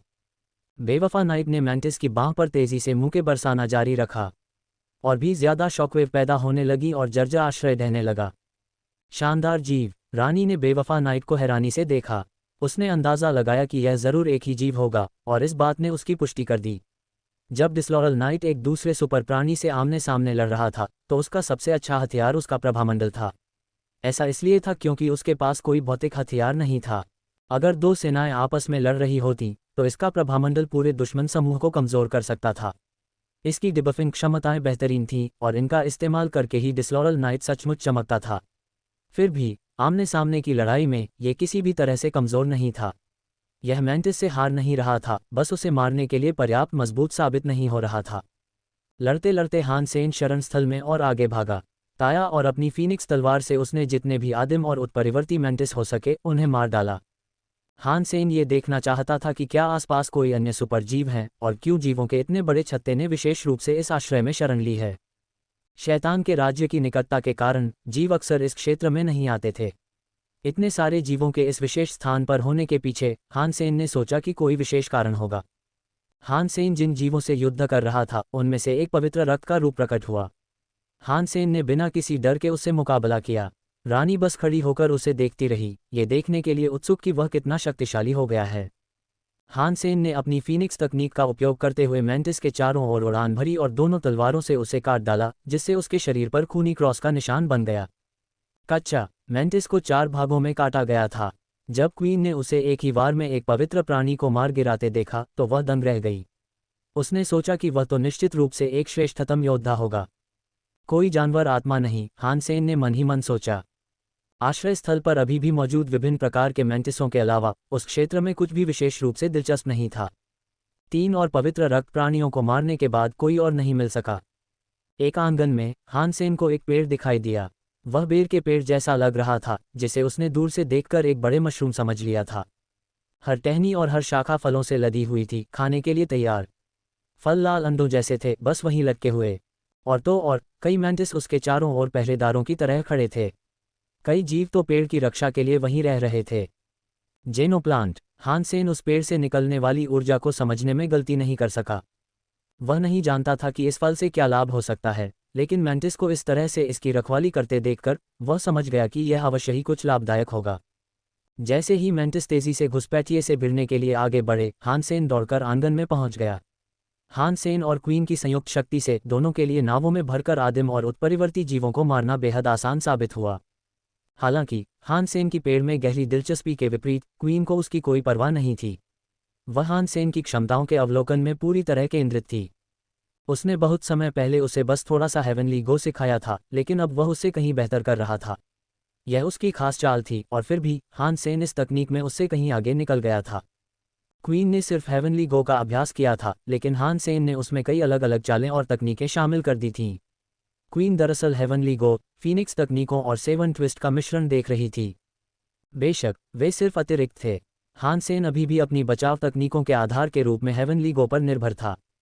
क्वीन जिस तरह से हान सेन को घूर रही थी, मानो उसने स्वर्ग के विशाल द्वार खोल दिए हों। हान सेन के हर कदम के साथ ऐसा लग रहा था जैसे वह किसी बिल्कुल अलग दुनिया में पहुंच गई हो। तज़्ज़क! सुपर क्लास मैंटिस ने एक भयानक चीख मारी और उस आंगन की ओर उड़ गया जहां हान सेन और क्वीन घुसे हुए थे। उसने बेवफा नाइट से लड़ाई छोड़ दी थी और सीधे पेड़ की ओर बढ़ गया था। जाहिर है, पेड़ उस जीव के लिए बहुत मायने रखता था। सावधान! रानी चिल्लाए। मैंटिस पहले ही हान सेन के सिर के ऊपर आ चुका था। हान सेन की आंखों में लाल लौ सी चमक उठी और फिर आग उसकी आंखों से निकलकर उसके पूरे शरीर को घेरने लगी। उसका शरीर पंख फैलाए एक सुनहरे कौवे में बदल गया। इस तरह वह मैंटिस से बचने के लिए घूम गया। वेदना! रानी को यकीन ही नहीं हुआ। देखते ही उसने खुद से पूछा, एक बेहतरीन आकार बदलने वाली जानवर जैसी आत्मा। उसे समझ नहीं आ रहा था कि उसे अब और हैरान होना चाहिए या नहीं। हान सेन की नई चकाचौंध ने उसे सुन्न कर दिया था। वह बहुत ही अद्भुत थी। क्वीन ने मन ही मन सोचा, भले ही वह घायल हो गए हों और अगले 10 वर्षों तक खेल के मैदान से बाहर रहे हों, मुझे संदेह है कि कोई भी उनकी उपलब्धियों के साथ प्रतिस्पर्धा करने के करीब भी आ सकता है। तीसरे ईश्वर के अभयारण्य में किसी इंसान के पास 2 महापाषाण आत्माएं होना अनसुना था। दूसरे ईश्वर के अभयारण्य में किसी इंसान के पास एक भी आत्मा होना अत्यंत दुर्लभ था। बेवफा नाइट ने मैंटिस के पीछे दौड़ लगाए और हान सेन के साथ मिलकर लड़ाई फिर से शुरू कर दी। जल्द ही मैंटिस नुकसान में आ गया और स्पष्ट रूप से लड़ाई में हारने वाला था। कौवे के अग्निपुष्पित पंजों ने मैंटिस के कवच पर वार किया। राक्षस का खून पटाखों की बौछार की तरह फूट पड़ा। बेवफा शूरवीर के प्रभामंडल से वह बुरी तरह कमजोर हो गया था और यह एहसास होने के बाद कि वह हारने वाला है, अब अपने पंख फड़फड़ाकर उड़ जाना चाहता था। लेकिन हान सेन उसे भागने नहीं दे रहा था। उसने जानवर का पीछा किया और जैसे जैसे वह आगे बढ़ता गया, उसे काटता गया। आखिरकार हान सेन के पंजे मैंटिस की छाती में घुस गए और उसे हमेशा के लिए मार डाला। सुपर प्राणी डेविल ब्लड मैंटिस मारा गया। बीस्ट सोल प्राप्त हुआ। इस प्राणी का मांस अखाद्य है, लेकिन आप इसका लाइफ जीनो एसेंस प्राप्त कर सकते हैं। इसके लाइफ जीनो एसेंस का सेवन करके आप बिना किसी क्रम के 0 से 10 सुपर जीनो पॉइंट प्राप्त कर सकते हैं। तीसरे देवता के अभयारण्य में एक सुपर कवचधारी पशु आत्मा पाकर हान सेन बहुत खुश हुआ। उस जीव को सड़ता देख हान सेन ने झट से जीवन जीनो सार उठाया और उसे दूर रख दिया। आखिरी लाइफ जीनो एसेंस जो उसने प्राप्त किया था, उसे उसकी चोटों के कारण परिष्कृत नहीं किया जा सका था, इसलिए उसे यकीन नहीं था कि 1 सेकंड को अवशोषित करने में कितना समय लगेगा। रहा जैसे एक रक्त रंग का अजगर हवा में घूम रहा हो। वह दहाड़ता हुआ उसके माथे पर जा लगा। हान सेन जानता था कि वह कोई साधारण या आदिम पशु आत्मा नहीं हो सकती थी और यह स्पष्ट रूप से उसे प्राप्त होने वाली किसी भी चीज से बेहतर थी। बाओए, तुम्हें क्या मिला? हान सेन ने बाओ की ओर देखते हुए पूछा। बाओ एर ने हान सेन की ओर ऐसे देखा जैसे उसे पता ही नहीं था कि वह क्या कह रहा है। रानी ने एक एक करके 3 फल तोड़े। फिर उसने हान सेन को बताया कि उसे क्या मिला है। मुझे एक उत्परिवर्ती रक्त भेड़िया, एक पवित्र रक्त 3 आंखों वाला सांप और एक उत्परिवर्ती फाइबर मिला। मुझे विश्वास नहीं हो रहा। हान सेन ने एक और अंडा कुचला। साधारण श्रेणी का रक्त कछुआ पशु आत्मा प्राप्त किया गया। हान सेन का व्यवहार अवसाद और क्रोध का मिला जुला था। क्वीन को पता था कि क्या हो रहा है और वह अपनी हंसी रोकने की कोशिश कर रही थी। बाओ एर ने एक और फल तोड़ा और एक विशाल भूरा भालू दहाड़ता हुआ उसके माथे पर झपटा। अच्छा बाओ, रक्त बहुत बढ़िया। अरे, हम अदला बदली कर लें तो कैसा रहेगा? हान सेन ने फिर अपने कुछ फल बाओ र के ढेर में रखे फलों से बदल दिए। बाओ एर के ढेर में से कुछ अंडे उठाकर हान सेन का आत्मविश्वास फिर से जाग उठा था। और जैसे ही उसने एक अंडा पकड़ा, वह आसमान की ओर चिल्लाया, ये काम करेगा। बुद्ध, लाओ जी, जीसस, आर्यन Jesus, Mary, please please please मुझे बेदाग किस्मत का आशीर्वाद दो, क्योंकि मैं घटिया लूट के बक्सों की घाटी से गुजर रहा हूं। किया। हान सेन ने अंडे को कुचला और बाहर निकलती लाल रोशनी को उन्मत्त निगाहों से देखा। अपनी गहरी निगाहों से वह ये देखने के लिए इंतजार कर रहा था कि वह कैसी शक्ल लेगी। और तभी अचानक एक मक्खी भिनभिनाती हुई सीधे उसके आत्मा सागर में आ गिरी। साधारण श्रेणी की रक्त मक्खी पशु आत्मा प्राप्त हुई। हान सेन को लगा जैसे उसका दिल पैरों तले कुचल दिया गया हो और अब वह गहरे अवसाद में डूब गया था। वह अपने सामने पड़े अंडों को लगातार फाड़ता रहा और उसे ऐसा लग रहा था जैसे उसे सिर्फ साधारण और आदिम पशु आत्माएं ही मिल रही हों। दूसरी ओर क्वीन को 4 पवित्र रक्त पशु आत्माएं प्राप्त हुई थीं। उसे कभी भी उत्परिवर्ती श्रेणी की पशु आत्मा से कमतर कुछ भी नहीं मिला। बाओ एर, हालांकि हान सेन उनकी जाति नहीं बता पाया, लगता था कि लगातार ज्यादा भाग्य की प्राप्त करता रही है। टूटे हुए अंडों से एक के बाद एक पशु आत्माएं उभरी और शक्तिशाली और राक्षसी लाल प्रकाश उसके माथे में प्रवेश कर गए। हान सेन के पास बस एक ही फल बचा था। वह सोच में पड़ गया कि उसे खोलना चाहिए या नहीं, और आखिरकार उसने न खोलने का फैसला किया। उसने उसे रख दिया। उसे भी ऐसी ही बदकिस्मती का सामना करना पड़ा था जब उसने भूमिगत आश्रय में ड्रैगन ब्लड फ्रूट्स को निचोड़ा था। उसने ज़ीरो को आखिरी फल तोड़ने दिया और वह उसके इस्तेमाल के लिए एक अद्भुत ड्रैगन ब्लड स्नैक हासिल करने में कामयाब रही। बाओ एर, तुम्हें उन जानवरों की आत्माओं की ज़रूरत नहीं है, तो तुम मुझे अपनी आत्मा दे दोगी? हान सेन ने उसकी तरफ देखते हुए एक डरावनी मुस्कान दी। फिर उसने उसे अपनी बाहों में ले लिया। एक बाओ एर ने वास्तव में उत्तर दिया, बोलते समय उसने एक उंगली ऊपर उठाई। चलो, तुम डैडी से प्यार करते हो ना? सब, हान सेन ने दयनीय भाव से विनती की। एक बाओ ने जोर देकर कहा। हान सेन ने अपनी बाहें घुमाते हुए कहा, ओह, मुझे याद आ गया। मैंने सुना है कि आइसक्रीम का एक नया फ्लेवर आया है। यह एक सुपर जंबो आइसक्रीम भी है। ये बहुत बड़ी है। बाओ एर एक नई सुपर जंबो आइसक्रीम के प्रलोभन का विरोध नहीं कर सका और बोला, प्रत्येक सुपर जंबो आइसक्रीम के लिए एक। ठीक है। हान सेन ने फिर अपनी छोटी उंगली उसकी उंगली से लॉक कर दी। बाओ एर ने हान सेन को वे सभी पशु आत्माएं दे दी जो उसे प्राप्त हुई थीं, और यह होते ही हान सेन मुस्कुराना बंद नहीं कर सका। वे सभी पवित्र रक्त वाले पशु आत्माएं थीं, सिवाय एक के जो एक सुपर पशु आत्मा थी। वह सुपर पशु आत्मा वह भयंकर अजगर था जिसे उसने देखा था। रक्त दानव ड्रैगन, उड़ने वाला जानवर आत्मा। हाहा, यह एक सुपर क्लास उड़ने वाली जानवर आत्मा है। मैं तुमसे प्यार करता हूँ बाओ एर। हान सेन ने बार बार उसके गालों को चूमा। हान सेन का मूड पहले से कहीं ज्यादा अच्छा हो गया था। अब उसे आश्रय गृह में हुई अपनी भागदौड़ से 2 सुपर बीस्ट सोल मिल गए थे। पहले उसे सुपर मैंटिस कवच मिला था और अब उसे सुपर पंख मिले थे। पंखों की मदद से हान सेन अपने मानव रूप में रहते हुए भी फीनिक्स तकनीकें इस्तेमाल कर सकता था। रक्तदानव पंखों ने उसकी गति और शक्ति भी बढ़ा दी थी, इसलिए यह एक स्वागत योग्य गुण था। हान सेन ने उन्हें बुलाया और तुरंत ही उसकी पीठ पर विशाल ड्रैगन पंख उभर आए। उसने उन्हें एक परीक्षण उड़ान दी और यह जानकर बहुत खुश हुआ कि वह इतनी तेज गति से उड़ सकता है जो सुपर क्लास मैंटिस से भी ज्यादा तेज थी। उड़ने की गति हमेशा जानवर की आत्मा पर ही निर्भर करती थी। हालांकि वह उतना शक्तिशाली नहीं था, फिर भी हान सेन के पास अब किसी भी महाप्राण प्राणी से मुकाबला करने लायक गति थी। रानी को यह हास्यास्पद लगा कि उसे एक और महाशक्तिशाली आत्मा कैसे मिल गई, खासकर जिस तरह से उसने उसे प्राप्त किया, बाओ र से रिश्वत लेकर। फिर उसने योजना बनाई कि वह हान सेन को प्राप्त हुई पशु आत्माएं दे देगी और उन्हें अपने पास नहीं रखेगी। इन्हें रख लो, मुझे इनकी ज़रूरत नहीं है, हान सेन ने उससे कहा। उसने उसे कुछ और पवित्र रक्त वाली पशु आत्माएं भी दी जिनकी उसे ज़रूरत नहीं थी। अगर मैं वहां न रहूं तो तुम्हें अपनी सुरक्षा के लिए इनकी ज़रूरत पड़ सकती है। रानी ने कुछ नहीं कहा और बस वही किया जो उसने कहा था। वह जानती थी कि वह कमज़ोर है और वह अब खुद को संभाल नहीं पा रही थी और हान सेन के साथ कंधे से कंधा मिलाकर नहीं लड़ पा रही थी जैसा कि वह कभी लड़ सकती थी। हान सेन को फिर एक और विचार सूझा। उसने रानी को अपना प्रदूषित शैतानी सींग वाला राजा कटार देने का फैसला किया। ऐसा करते हुए उसने रानी से कहा, ये भी ले लो, मुझे इसकी ज़रूरत नहीं है। हान सेन जानता था कि तीसरे देवता के अभयारण्य में रहने वाले जीव शक्तिशाली हैं और वहाँ के सम्राटों के पास हमेशा सुपर जीव और आत्माएं होती हैं। उसे उसकी मदद की ज़रूरत पड़ सकती है क्योंकि आगे आने वाली कई परीक्षाओं में उसे अकेले नहीं जाना पड़ेगा। चूंकि उसे उन राक्षसी आत्माओं की आवश्यकता नहीं थी, इसलिए उसके साथ एक मध्यम शक्तिशाली सहायक का होना सबसे अच्छा था। रानी ने तलवार स्वीकार कर ली लेकिन कुछ नहीं बोली। सुरक्षा सर्वोपरि है। अगर मुझे कुछ हो गया तो मेरी जान आपके नाजुक हाथों में होगी। यह उपकरण मदद करेगा, हान सेन ने कहा। क्वीन खुद पर बहुत ज्यादा सख्त थी और हान सेन को भी लगा कि उसे पहले जो जख्म लगे थे वो बहुत ही बुरे थे।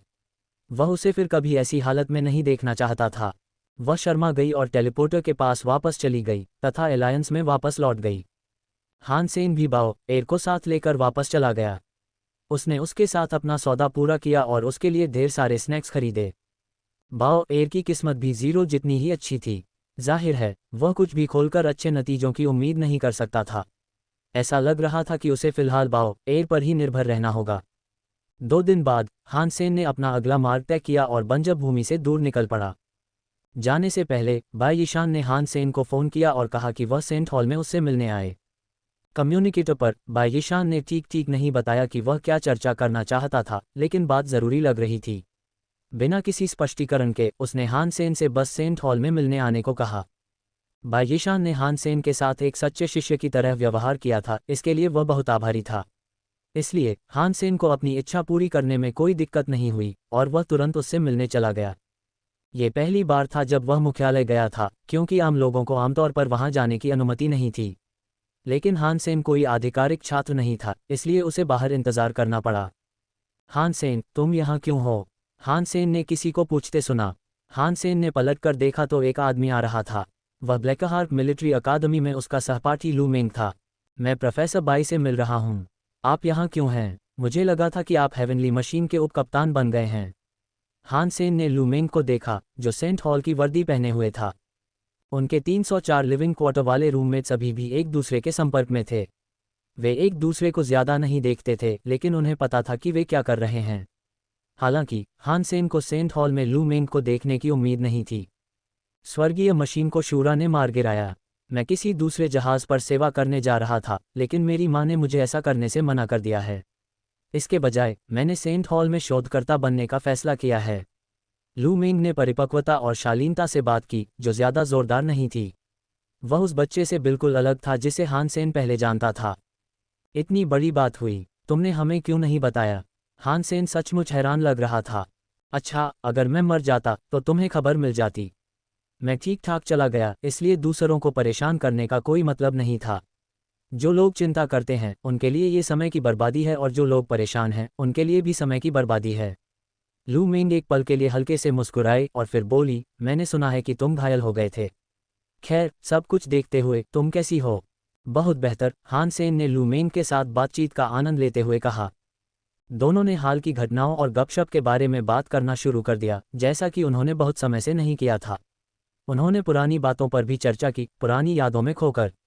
उन्होंने अपने स्कूली जीवन के बारे में बात की और झांग यांग, शी जिकांग, वांग मिंगमेंग, मोटे नेता और पतले आदमी के साथ क्या चल रहा था, इस बारे में भी बात की। बायिशान लॉबी में पहुंचे, जहां अचानक उनकी बातचीत समाप्त हो गई। हान सेन, मेरे दफ्तर में आओ, बायिशान ने तुरंत आदेश दिया।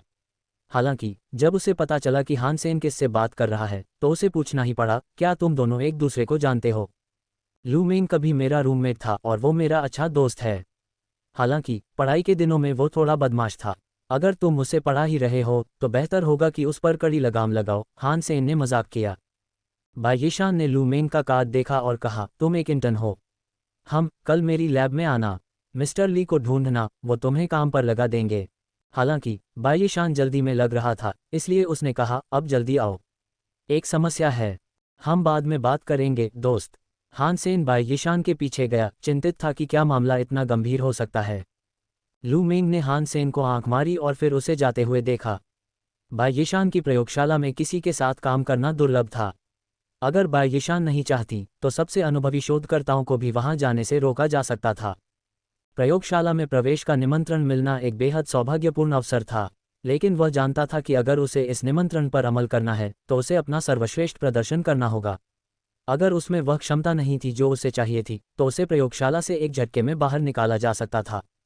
हालांकि इस निमंत्रण का एक और मतलब था, और वह था हान सेन के प्रति बायिशान का अनुग्रह और सम्मान। आमतौर पर किसी को भी इतनी प्रतिष्ठित प्रयोगशाला में प्रवेश करने से पहले एक कठोर परीक्षण प्रक्रिया से गुजरना पड़ता था। हान सेन के साथ उसके जुड़ाव से ऐसा लग रहा था कि लू मेंग ऐसा करने से इनकार कर सकता था। बायिशान हान सेन को अपने कार्यालय में ले आया और उसे दस्तावेजों का एक सेट दिया। सेंट हॉल का एक नियम है, यहाँ एक कार्यक्रम है जिसका हम सभी को पालन करना होगा। इस दस्तावेज पर हस्ताक्षर करें और आपको इस परियोजना का पार्षद बनाया जा सकता है। आपको पता है कि यह गोपनीय है ना? बायिशान ने कहा। हान सेन ने अपने सामने रखे दस्तावेज को पढ़ा और फिर बिंदीदार रेखा के ऊपर हस्ताक्षर कर दिए। तो ये प्रोजेक्ट क्या है? इसमें इतना रहस्य क्यों है? हान सेन ने अपना नाम लिखते हुए पूछा। बायिशान ने जवाब देने से पहले ही दस्तावेज भेज दिया। उसने हान सेन की पहचान की पुष्टि के लिए किसी से संपर्क किया और कहा, मेरी लैब में आओ, हम बात करेंगे। बायिशान ने हान सेन का कार्यकर्ता कार्ड प्रिंट किया और उसे उसकी छाती पर पिन कर दिया। बायिशान जल्दी में लग रहा था और वह जल्दी जल्दी इधर उधर भाग रहा था। उसकी बोली भी सामान्य से ज्यादा तेज थी। उसने कहा, तुमने मुझसे पूछा था कि क्या कोई हाइपरजीनो आर्ट है जिससे पेट मजबूत हो सकता है। तुमने मेरे लिए एक बनाया। हान सेन आश्चर्यचकित हुआ और दोनों हाथ जोड़कर एक भावुक इशारा किया। बायिशान ने आंखें घुमाईं और कहा, ऐसा नहीं है कि तुम मेरे बेटे हो, लड़के। मैं तुम्हारे साथ अच्छा व्यवहार नहीं करूंगा। हान सेन तुरंत निराश हो गए और उन्होंने स्पष्टीकरण मांगा। तो मेरे पूछने में क्या बड़ी बात है? मैं हिडन ब्लड नामक एक हाइपरजीनो आर्ट पर शोध कर रहा हूं। हो सकता है कि इसमें आपकी रुचि हो, बायिशान ने बताया। छिपा हुआ खून, अपने दिल को मजबूत बनाने के लिए। हान सेन निराश हो गया। उसके दिल के लिए उसके पास पहले से ही हेरेसी मंत्र था, इसलिए ऐसे किसी और हुनर या तकनीक की ज़रूरत नहीं थी। लेकिन बाई यीशान ने अपना सिर हिलाया और कहा, यह आपके दिल के लिए नहीं है, यह आपकी तिल्ली के लिए है। तिल्ली। हान सेन को यह शब्द तो पता था, लेकिन इसके बारे में ज़्यादा कुछ नहीं। उसे बस इतना याद था कि यह खून छानने से जुड़ा कोई अंग है या ऐसा ही कुछ। बाई यीशान ने उसे यह समझाते हुए कहा, तिल्ली रक्त को छानकर रक्त बना सकती है। हान सेन उस आदमी के साथ चलते हुए बाई यीशान की बातें ध्यान से सुन रहा था। वह इधर उधर की कुछ बातें समझ पा रहा था। हालांकि हान सेन को पैसे बचाने में ज़्यादा दिलचस्पी थी। वह शरीर के अंगों से जुड़ी हाइपरजीनो आर्ट्स में ज़्यादा दिलचस्पी नहीं रखता था। ऐसा कहने के बाद हान सेन को हिडन ब्लड में अपनी रुचि देखकर आश्चर्य हुआ जब उसने बाई यीशान की बातें सुनी। अगर वह जो कह रहा था वह सच था, तो यह एक शक्तिशाली हाइपरजीनो आर्ट ही होगी। ये हान सेन के लिए काफ़ी फायदेमंद होगी। जब वे आखिरकार प्रयोगशाला पहुंचे तो हान सेन दंग रह गए। ये किसी फुटबॉल स्टेडियम से भी बड़ी होगी। कुछ बंद जगहों को छोड़कर पूरी प्रयोगशाला कांच की खिड़कियों से घिरी हुई थी, जहां से आप शोधकर्ताओं को अपने काम करते हुए देख सकते थे। हालांकि इसमें एक समस्या है। मुझे उम्मीद थी कि आप इसमें हमारी मदद कर पाएंगे, बाई यीशान ने एक निजी कमरे में प्रवेश करते हुए कहा। इस मदद से क्या होगा? हान सेन ने बाई यीशान की ओर देखते हुए संदेह से पूछा। उस आदमी की टेढ़ी मुस्कान किसी बूढ़ी दुष्ट लोमड़ी जैसी थी। बाई यीशान ने उत्तर दिया, छिपा हुआ रक्त तो बस एक नाम है जो हमने इसे दिया है, लेकिन यह एक प्राचीन कौशल है जिसे एक खास पंथ ने विकसित किया था। इस कौशल का मूल नाम रक्त जादू था, और मैं बस यही मान सकता हूं कि इसे कभी बुरा माना जाता था। हालांकि ये धूसर रंग के दिन हैं। क्या अच्छा है और क्या बुरा, क्या काला है और क्या सफ़ेद, ये तय करना अब बीते ज़माने की बात हो गई है। आखिर नर्क के रास्ते नेक इरादों से ही तो बने हैं। बस मायने रखता है वो तरीका और वजह जिसके लिए किसी चीज़ का इस्तेमाल किया जा सकता है। और हिडन ब्लड के मामले में भी यही बात है। मैं इस खास हुनर पर काफ़ी सालों से शोध कर रहा हूं, और मुझे लगता है कि अब समय आ गया है कि इसके प्रशिक्षण के पहिए हटा दिए जाएं और इसका सही इस्तेमाल किया जाए। हान सेन बाई यीशान की विशद और विस्तृत व्याख्या से थोड़ा हैरान था, लेकिन फिर भी वह और जानना चाहता था। उसने पूछा, तुम्हारा क्या मतलब है? बाई यीशान ने कहा, हिडन ब्लड व्यक्ति की तिल्ली की शक्ति बढ़ाता है। ये रक्त को भी मजबूत बनाता है, और इसके इस्तेमाल से आप अपने रक्त प्रवाह को ज़्यादा ऊर्जा के साथ पंप होते हुए महसूस कर सकते हैं। रक्त स्वयं भी ऊर्जावान हो जाता है। और इसमें इतनी अच्छी बात क्या है? हान सेन ने पूछा। यह आपके खून में मौजूद गंदगी को छानकर उसे गाढ़ा कर देता है। इसे किसी हवाई जहाज़ के ईंधन की तरह समझिए। 1 लीटर ईंधन से 1000 मील की उड़ान भरी जा सकती है। अगर हवाई जहाज़ हिडन ब्लड सीख सकता है, तो वही लीटर ईंधन हज़ारों मील की उड़ान भर सकता है। इसका मतलब है कि आप अपने शरीर के अंदर कहीं ज़्यादा शक्ति जमा कर सकते हैं। बाई यीशान हान सेन को हिडन ब्लड समझाते हुए बहुत उत्साहित लग रहा था। बाई यीशान का भी अभी काम पूरा नहीं हुआ था। पछतावे से भरी नज़रों से उसने कहा, लेकिन हमारे सामने एक समस्या है। आम लोग अपनी नसों में बहते इस ऊर्जावान रक्त को संभाल नहीं पाते, और ख़ास तौर पर कहें तो उनका दिल इसे संभाल नहीं पाता। आखिरकार हमारे शरीर तो साधारण रक्त के लिए ही बने हैं। तुम चाहते हो कि मैं तुम्हारा गिनीपिग बनूं? हान सेन ने अनुमान लगाया। बाई यीशान ने हान सेन की ओर देखा और कहा, वाह, आपके पास हेरेसी मंत्र है। आपका हृदय और रक्त वाहिकाएं दूसरों की तुलना में काफ़ी शक्तिशाली हैं। आपकी फिटनेस के स्तर को देखते हुए आपको बिना किसी समस्या के हिडन ब्लड का उपयोग करने में सक्षम होना चाहिए। बिल्कुल नहीं। हान सेन ने सोचा कि यह एक अनावश्यक जोखिम है जो बहुत खतरनाक है। ज़रा सोचो, एक अच्छे जनरेटर के लिए अच्छे ईंधन की ज़रूरत होती है। तुम्हारा दिल तो बहुत तेज़ है, लेकिन तुम्हारा खून औसत दर्जे का है। क्या तुम्हें नहीं लगता कि यह शर्म की बात है? बाई यीशान ने कहा। हान सेन ने उससे कहा, हाँ, तुम सही कह रहे हो, लेकिन प्रयोगशाला चूहा होने के नाते। बाई यीशान ने कहा, हम पहले ही ढेरों परीक्षण कर चुके हैं। हालांकि रक्त जादू को नियंत्रित नहीं किया जा सकता। कम से कम कहें तो इसकी लत लग जाती है। एक बार जब आप इसे सीखना शुरू कर देते हैं तो आप इसे छोड़ नहीं सकते। लेकिन यह अपने मूल रूप में एक कौशल था। हमने इसे इस तरह से संशोधित किया है कि यह कोई समस्या न रहे। आप जब चाहें इसका अभ्यास बंद कर सकते हैं। इसके अलावा हमने ऐसी गोलियां विकसित की हैं जो आपके रक्त को उसके सामान्य अपरिष्कृत रूप में वापस ला सकती हैं। हान सेन इन संभावनाओं पर विचार करते हुए उत्साहित दिखने लगा। उसने पूछा, यह हुनर जल्द ही प्रतिबंधित होने वाला है ना? एक अजीब अभिव्यक्ति के साथ बाई यीशान ने यह स्वीकार करते हुए कहा, गठबंधन के नियम और प्रतिबंध बहुत क्रूर हैं। हान सेन ने मन ही मन सोचा, बात नियमों की नहीं है यार। तुम तो हमेशा वर्जित बुरी कलाओं पर शोध करते रहते हो। लेकिन चिंता मत करो, तुम्हारी प्रतिभा मेरी प्रतिभा से लगभग 30% बेहतर है। तो फिर, जैसा मैंने कहा, तुम ठीक हो जाओगे और तुम जब चाहो इसे सीखना बंद कर सकते हो, भाई यीशान ने कहा। भाई यीशान ने फिर कहा, अगर तुम इसमें मेरी मदद करोगी तो मैं पेट की हाइपरजीनो आर्ट पर रिसर्च करने में तुम्हारी मदद करूंगी। कैसा लग रहा है? मानवता के भविष्य के लिए, आकाशगंगा में समृद्धि और शांति की उन्नति के लिए मैं, हान सेन, समर्पण करूंगा और आपका प्रयोगशाला चूहा बन जाऊंगा। यह एक ऐसा निर्णय है जिसका मुझे पछतावा नहीं होगा। हान सेन ने सहमति जताई। उसे अपने पेट की वर्तमान हाइपरजीनो कला पसंद नहीं थी, इसलिए यदि बाई यीशान उसके लिए एक बेहतर कला बनाने को तैयार थी तो ये स्वीकार करने योग्य सौदा था। हान सेन को भी लगा कि बाई यीशान सही कह रहा था। उसका दिल वाकई बहुत मजबूत था और अगर उसमें थोड़ा और रक्त प्रवाहित होता तो अच्छा होता। हान सेन को भी अपने कौशल पर नियंत्रण का पूरा भरोसा था, क्योंकि वह जब चाहे रुक सकता था। बाई यीशान ने हान सेन को हिडन ब्लड की जानकारी और जीनों का हल बताया। वह भी हान सेन का सम्मान करता था, इसलिए वह चाहता था कि वह पहले स्थिति और उसकी समस्या का जायजा ले। इस कौशल में जोखिम भी शामिल थे, इसलिए सीखने की पूरी अवधि के दौरान उसे वहीं रहना पड़ा जहां वह था और उसकी निगरानी की जाती रही।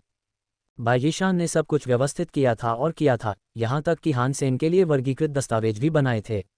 उनमें से कोई भी जानकारी लीक नहीं करना चाहता था। उन्होंने कहा कि हान सेन वास्तव में अपने क्रिस्टलीकरण दोष से उबर चुके थे, लेकिन हान सेन इस बात के लिए तैयार था कि उसके ठीक होने का खुलासा हो, चाहे ऐसा कभी भी हो। यह कोई बड़ा राज नहीं था और अगर दूसरों को पता चल गया कि वह ठीक हो गया है तो इससे कोई नुकसान नहीं होगा। छोटे हान, तुम बहुत ताकतवर हो। मैंने तुम्हारे जैसा ताकतवर कोई पारंगत व्यक्ति कभी नहीं देखा, खासकर तुम्हारे दिल और रक्तवाहिकाओं के मामले में। मैं सच कहूं तो तुम इसी हुनर को सीखने के लिए पैदा हुए हो बेटे। तुम इसे सीखने के लिए ही पैदा हुए हो। बाई यीशान की लगातार तारीफें अब रुगन होती जा रही थीं। हान सेन ने फिलहाल बंजर भूमि को छोड़ने का विचार त्याग दिया और वहीं रहने का निर्णय लिया तथा फिलहाल हिडन ब्लड का अभ्यास करने लगा।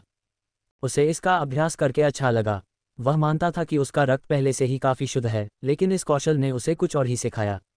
इसके निस्पंदन और शोधन की प्रक्रिया के बाद वह काफ़ी मजबूत महसूस करने लगा। उसकी तिल्ली एक स्वच्छ ऊर्जा भंडारण सुविधा की तरह थी जो लगातार ऊर्जावान रक्त का उत्पादन कर सकती थी। हिडन ब्लड के अभ्यास में प्रगति सुचारू रूप से हुई, कोई बाधा नहीं आई और हान सेन उस उच्च ऊर्जा वाले रक्त को झेलने में सक्षम था जो उसे दिया गया था। 15 दिनों के बाद हान सेन एक नौसिखिया बन गया। इस समय तक उसके रक्त में ऊर्जा दोगुनी हो चुकी थी।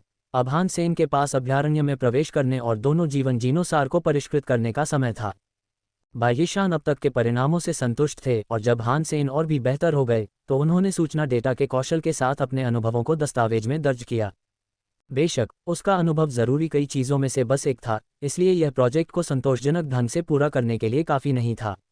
बाई यीशान ने हान सेन को ढूंढा ताकि वह उनसे सवाल पूछ सके और जान सके कि हाइपरजीनो आर्ट की समस्याएं दिल से आती हैं या नहीं। अगर ऐसा है तो वे ज़रूरी बदलाव कर सकते थे। सामान्य लोग हेरेसी मंत्र का अभ्यास नहीं कर सकते थे, लेकिन ऐसी अन्य हाइपरजीनो कलाएं मौजूद थीं जो हृदय को मजबूत कर सकती थीं। हालांकि ये आदि भी कारगर नहीं थीं। हान सेन ने हिडन ब्लड का अभ्यास करते हुए बहुत कुछ सीखा था। पहले बाई यीशान ने हान सेन को केवल स्काईनेट पर मिलने वाली जानकारी ही दी थी, लेकिन अब जब हान सेन उसके साथ वहीं सीख पा रहा था तो ये बहुत अच्छा था। इसके अलावा प्रयोगशालाओं में समय बिताने से हान सेन को शोधकर्ताओं द्वारा किए जा रहे विभिन्न प्रयोगों का अवलोकन करने का अवसर मिला। वहाँ सैकड़ों लोग थे जो एक साथ अनगिनत प्रयोग कर रहे थे। बाई यीशान हिडन ब्लड के प्रभारी थे क्योंकि यह उनका अपना निजी प्रोजेक्ट था, अन्य प्रोजेक्ट उनके अधीनस्थों द्वारा संभाले जाते थे। हान सेन प्रयोगों में इतना मग्न हो गया कि उस दिन उसे समय का ध्यान ही नहीं रहा और वह अपना खाना भी नहीं खा पाया। खुशकिस्मती से वहाँ एक वेंडिंग मशीन थी। उसने नाश्ता खरीदा और कैंटीन में खाने बैठ गया। जब से उसने पेट की हाइपरजीनो कला सीखी थी उसे बहुत अधिक खाना पड़ता था। जब हान सेन खाना खा रहा था तो कुछ अन्य लोग कैंटीन में दाखिल हुए। रात के खाने का समय हो चुका था, फिर भी वे आ गए। समूह में से एक जोर जोर से हंस रहा था और जब उसने हान सेन को देखा तो वह रुक गया। उसे अचानक रुकते देख बाकियों ने उस दिशा में देखा जहां वह जम गया था, और फिर उन्होंने भी हान सेन को वहां देखा। हान सेन ने ऊपर देखा और पाया कि वह वांग लिन था। ये वही व्यक्ति था जिसे हान सेन ने जू परिवार के मूल ग्रह पर अपमानित किया था। हान सेन उस आदमी को नज़रअंदाज करते हुए खाना जारी रखे रहा। वह वांग मिंग मेंग और वांग युहांग का दोस्त था, इसलिए वह उनके परिवार में किसी से दुश्मनी रखने को तैयार नहीं था। वांग लिन अपने साथ आए लोगों से बात करने लगा। बदकिस्मती से हान सेन के कान बहुत तेज थे, वह बोले गए हर शब्द को सुन सकता था। वांग लिन ने जू परिवार की बैठक में हुई घटना की कहानी तो सुनाई, लेकिन अपनी भूमिकाएं पूरी तरह बदल दीं। हान सेन ने वांग लिन का मजाक उड़ाया था और कहा था कि वह प्रोफेसर ली के लिए भी एक अपमानजनक छात्र है, लेकिन वांग लिन ने बस इतना कहा था कि वह प्रोफेसर ली का अपमान कर रहा था, और उसने अपने शिक्षक का बचाव करने के लिए आगे आकर कहा था। ली सिंगहुआ उनके साथ कैंटीन में था, और हालांकि हान सेन ने उसे पहले कभी नहीं देखा था, फिर भी वह जानता था कि वह कौन है। समूह में वह दूसरों से कितना अलग दिख रहा था, ये साफ दिख रहा था। हालांकि उसकी ताकत मायने नहीं रखती थी। ये सेंट हॉल था, और अगर वह अपने शिष्य की बातों पर विश्वास करता और ऐसा करना चाहता, तो वह हान सेन पर खुलकर हमला नहीं कर सकता था। वांग लिन की बात सुनकर सभी शोधकर्ताओं ने गुस्से से हान सेन की ओर देखा। हालांकि हान सेन ने उन्हें दोष नहीं दिया। अगर उसे पता चलता कि दूसरे लोग बाई यीशान का अपमान कर रहे हैं, तो वह क्रोधित हो जाता। क्रोधित शोधकर्ताओं में से एक ने हान सेन से संपर्क किया। क्या आपने कहा कि प्रोफेसर ली को यह नहीं पता कि छात्रों को कैसे पढ़ाया जाए? आदमी ने पूछा। हान सेन इस बात से इनकार नहीं कर सका कि उसने ऐसा कहा था, क्योंकि उसने ऐसा वांग लिन का मजाक उड़ाने के लिए किया था, जिसने सबसे पहले हान सेन पर मौखिक हमला किया था। अगर वे वहां होते तो सबको पता चल जाता कि हान सेन का प्रोफेसर ली के प्रति कोई बुरा विचार नहीं था।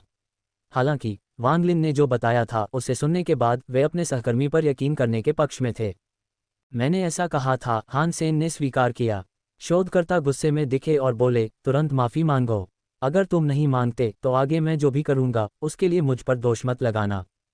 अगर उनका कोई छात्र मुझे हरा दे और मुझे गलत साबित कर दे तो जरूर मैं माफी मांगूंगा, हान सेन ने कहा।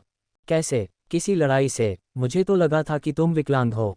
ये बात सुनकर वह आदमी हैरान रह गया। हान सेन ने केवल मुस्कुराकर कहा, हम शोधकर्ता हैं, उसने तुम्हें मारना नहीं सिखाया। तो फिर आप क्या सुझाव दे रहे हैं? हम कैसे प्रतिस्पर्धा करेंगे? उस आदमी ने भौहें चढ़ाते हुए पूछा। सभी ने अलग अलग विषयों पर शोध किया था, इसलिए एकमत होना मुश्किल था।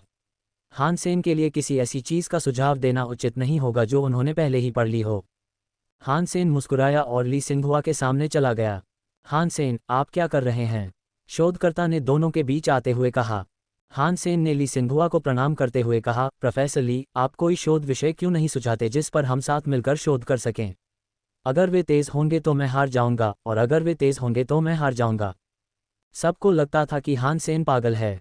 अलग अलग शोधकर्ता अलग अलग चीज़ों में माहिर होते हैं, इसलिए अगर ली सिंघुआ कोई ऐसी बात सुझाता जिसके बारे में हान सेन को ज़रा भी जानकारी न हो तो उसे तुरंत नुकसान हो जाता। ली सिंघुआ उनके शिक्षक थे। अगर वे कोई ऐसा विषय सुझाते जो उनके छात्रों को पहले से ही पता हो तो हान सेन भी हार जाते। ली सिंघुआ मुस्कुराया और कहा, बाई यीशान के पास एक अच्छा छात्र है। हान सेन के पूछने के तरीके से वो बहुत आत्मविश्वासी लग रहा था। इससे वांग लिन को हमला करने के लिए और भी ज्यादा सामग्री मिल गई। ली सिंघुआ सेंट हॉल में प्रसिद्ध थे, इसलिए अगर उन्होंने हान सेन को शर्मिंदा करने के लिए कोई विषय सुझाया और हान सेन हार गए तो यह उनकी छवि के लिए अच्छा नहीं होगा। इसलिए ली सिंघुआ जैसा व्यक्ति अपने छात्रों को कोई लाभ नहीं देगा। उन्हें ऐसा विषय चुनना होगा जो निष्पक्ष और निष्पक्ष हो। अगर ली सिंघुआ ने कोई विषय सुझाया और हान सेन जीत गए तो इसका मतलब होगा कि वांग लिन और उनके साथी मूर्ख थे। इससे ली सिंघुआ की छवि पर कोई बुरा असर नहीं पड़ेगा। प्रोफेसर ली और हान सेन के बीच कोई व्यक्तिगत दुश्मनी नहीं थी, और प्रोफेसर ली निश्चित रूप से वांग लिन के कारण खुद को दुश्मन नहीं बनाने वाले थे। हान सेन ने ये सब सोच रखा था, इसीलिए उसने ली सिंघुआ को इतनी खुशी से ये सुझाव दिया। वांग लिन, जिसकी नज़र और सोच इतनी व्यापक नहीं थी, का मानना था कि हान सेन बस नादानी कर रहा है। गुरुजी, हमें कोई विषय दीजिए, हम आपको शर्मिंदा नहीं करेंगे, क्रोधित व्यक्ति ने कहा। वांग लिन ने तुरंत जवाब दिया, नहीं। उसने कहा, गुरुजी, अगर वह हार गया तो कहेगा कि ऐसा इसलिए हुआ क्योंकि यह एक ऐसा विषय था जो आपने हमें पहले पढ़ाया था। वांग लिन अभी भी इस बात से अनजान था कि वास्तव में क्या हो रहा था। ली सिंघुआ ने बस मुस्कुराते हुए कहा, यदि आप चाहते हैं कि मैं कोई विषय सुझाऊं तो मैं सुझाऊंगा। ली सिंघुआ ने अपना कम्युनिकेटर निकाला और हान सेन और वांग लिन को जानकारी भेजी। मैं अपने खाली समय में इसी पर शोध कर रहा हूं। जब तुम्हें वो नतीजे मिल जाएं जो मैं देखना चाहता हूं तो मुझसे मिलना। उसके बाद ली सिंघुआ चला गया। वांग लिन और उसके दोस्त भी उसके पीछे पीछे चले गए। हान सेन ने खाना खाते हुए दी गई जानकारी पढ़ी। यह विषय काफ़ी आसान लग रहा था। दरअसल ये बहुत ही सरल था। विषय ऊर्जा प्रवाह चक्र पर शोध पर था। ऊर्जा प्रवाह के अपने अनुभव के कारण हान सेन को यह आसान लगा। डोंगशुआन सूत्र का प्रयोग करके वह एक साथ 3 या 4 अलग अलग ऊर्जा प्रवाहों का अनुकरण कर सकता था। लेकिन उन्हें जो जानकारी दी गई थी वह कुछ अलग ही बात से संबंधित थी। लिन सिंघुआ का शोध शरीर के अंदर एक ही समय में 2 अलग अलग ऊर्जा प्रवाहों को चलाने के बारे में था, लेकिन उनमें से किसी का भी दूसरे पर प्रभाव नहीं पड़ता। इसका मतलब था कि बिना किसी स्पर्श के दो हाइपरजीनो कलाओं का अभ्यास करना। हान सेन को ऐसा संभव नहीं लगा, क्योंकि रक्त नाड़ियां आपस में जुड़ी हुई थीं। हर्ची गोंद को नाड़ियों से होकर बहना था और वे एक दूसरे पर ओवरलैप नहीं हो सकती थीं। ली सिंघुआ ने इस विषय पर कई परीक्षण किए थे। उन्होंने इसे आजमाने के लिए कई अलग अलग हाइपरजीनो कलाओं का इस्तेमाल किया था, लेकिन नतीजे हमेशा एक जैसे ही रहे। वे हमेशा ओवरलैप होते रहे। हान सेन जानता था कि यह नामुमकिन होगा। जब वह डोंगशुआन सूत्र का अभ्यास करता था तो वह सिर्फ डोंगशुआन सूत्र का ही अभ्यास कर सकता था। वह रक्तनाड़ी सूत्र का अभ्यास करते हुए डोंगशुआन सूत्र का अभ्यास नहीं कर सकता था। अगर वह अपने अंदर एक ही समय में दो ऊर्जा प्रवाह चलाता तो वह भाग्यशाली होता अगर वह विस्फोट से बच जाता। तभी हान सेन को इस बात का एहसास हुआ कि इस विषय को क्यों चुना गया था। यह एक असंभव सवाल था और यह उसे और वांग लिन को झगड़ा बंद करने पर मजबूर कर देगा। प्रयोगशाला में लौटने के बाद बाई यीशान ने उसे बुलाया। क्या प्रोफेसर ली से आपकी कोई बहस हुई थी? मैंने सुना है, बाई यीशान ने पूछा। कुछ भी नहीं था। हान सेन ने फिर बाई यीशान को बताया कि क्या हुआ था। क्या मैं देख सकता हूँ? बाई यीशान ने पूछा। हान सेन ने सोचा कि वह बाई यीशान को भी दिखा दे, क्योंकि उत्तर देना संभव नहीं होगा। हान सेन को जो दिया गया था उसे दिखाए जाने पर बाई यीशान बहुत उत्साहित दिखे। उन्होंने कहा, ली सिंघुआ अच्छे हैं, इसीलिए वो मेरे नंबर 1 प्रतिद्वंद्वी हैं। यह एक बहुत ही दिलचस्प सिद्धांत है। हान सेन उलझन में दिखे और इसलिए उन्होंने पूछा, लेकिन इसका कोई समाधान नहीं है ना? हाँ, इसका समाधान असंभव है, और सिर्फ वही इस पर शोध नहीं कर रहे हैं, कई विद्वानों ने कोशिश की है। बाई यीशान ने जानकारी पढ़ते हुए अपनी बात जारी रखी। उन्होंने कहा, ली सिंघुआ के विचार और सुझाव लोगों को सोचने पर मजबूर करते हैं। उन्होंने मुझे बहुत प्रेरित किया है, लेकिन आप इसे हल नहीं कर सकते, हान सेन ने कहा। शोध के लिए उत्तरों की आवश्यकता नहीं होती। इस अस्तित्व के धरातल पर हर चीज़ का उत्तर नहीं दिया जा सकता, और यही शोध की खूबसूरती है। कुछ आकस्मिक परिणाम भी हो सकते हैं, लेकिन अक्सर उन्हें विषय से भी ज़्यादा महत्वपूर्ण माना जाता है। ये शोध कई अद्भुत सिद्धांतों, विचारों और अंतर्दृष्टियों से युक्त है। उन्होंने आपको ये देखने का अवसर दिया है, ये शानदार है। बाई यीशान ने हान सेन से कहा, ये जानकारी पढ़ो। अगर तुम यहाँ लिखी सारी बातें समझ गए तो तुम स्नातक होने की संभावना में सफल हो जाओगे। हान सेन हैरान रह गया। उसे समझ नहीं आ रहा था कि इतना छोटा, अनसुलझा विषय बाई यीशान को इतना क्यों आकर्षित कर रहा है। हान सेन को अब जाकर एहसास हुआ कि उसे जो दिया गया था उसकी कीमत क्या थी। हान सेन ने उसे आगे पढ़ा और उसमें बहुत कुछ ऐसा था जो उसे समझ नहीं आया। उसे स्पष्टीकरण के लिए बाई यीशान से पूछना पड़ा। हान सेन जानता था कि ली सिंघुआ सिर्फ तनाव को हल नहीं करना चाहता था, वह चाहता था कि वे दोनों अधिक सीखें और कैंटीन में झगड़ते दो बच्चों से बेहतर बने। प्रोफेसर ली, आप बहुत दयालु हैं। हान सेन अक्सर स्पष्टीकरण के लिए बाई यीशान से सलाह लेते थे, लेकिन बहुत कुछ ऐसा था जो उनके शिक्षक भी नहीं समझ पाते थे। आश्चर्य की बात है, बाई यीशान ने हान सेन को ली सिंघुआ से खुद पूछने दिया। क्या यह उचित है? हान सेन ने पूछा। सभी जानते थे कि बाई यीशान और ली सिंघुआ दुश्मन थे, इसलिए यह वाकई एक आश्चर्य की बात थी। हमारे बीच उस काम को लेकर मतभेद हैं जिसे हम दोनों साझा करते हैं और पसंद करते हैं। हमारे बीच कोई व्यक्तिगत दुश्मनी नहीं है। आप बेझिझक उनसे जो चाहें पूछ सकते हैं, बाई यीशान ने कहा। जगहों पर पहुंच गए तो वह और भी ज्यादा जीवों को मार सकेगा जिन्हें वह मारना चाहता था। रानी ने रास्ते में आने वाले ज्यादातर जीवों को मार गिराया। अपने महाशक्तिशाली हथियार और पवित्र रक्त की पशु आत्माओं के साथ वह हान के साथ साहसिक कार्य के लिए एक योग्य साथी बन गई थी। अब वह निश्चित रूप से एक महाशक्तिशाली जीव का वध करने में हान का साथ दे सकती थी। उन बंज जमीनों के बाहरी इलाके में पहुंचकर वे एक ऐसे इलाके में पहुंचे जहां अनगिनत नदियां बह रही थीं। उन नदियों का पानी बहुत तेज था, और उस पानी में कई मछलियां अंदर बाहर उछल-कूद कर रही थीं। आखिरकार उन्होंने अपने पंख खोले और उनका इस्तेमाल पानी की धारा से ऊपर ऊपर की ओर उड़ने के लिए किया। मछलियां लाल रंग की थीं और उनके पंख पंखों जैसे आकार के थे। वे औसतन 1 मीटर लंबी थीं। मछलियों के इस झुंड में एक मछली 10 मीटर लंबी थी। सूरज की रोशनी में उसके लाल शल्क चमक रहे थे। मछली पानी के ऊपर, नीचे और नीचे उछल रही थी, जबकि उसके बाकी मछली जैसे दोस्त भी उसके पीछे पीछे तैर रहे थे। सुपर जीव, ये देखकर हान सेन को ठंड लग गई। उसने क्वीन को पकड़ लिया और उसे एक कदम भी पास नहीं आने दिया।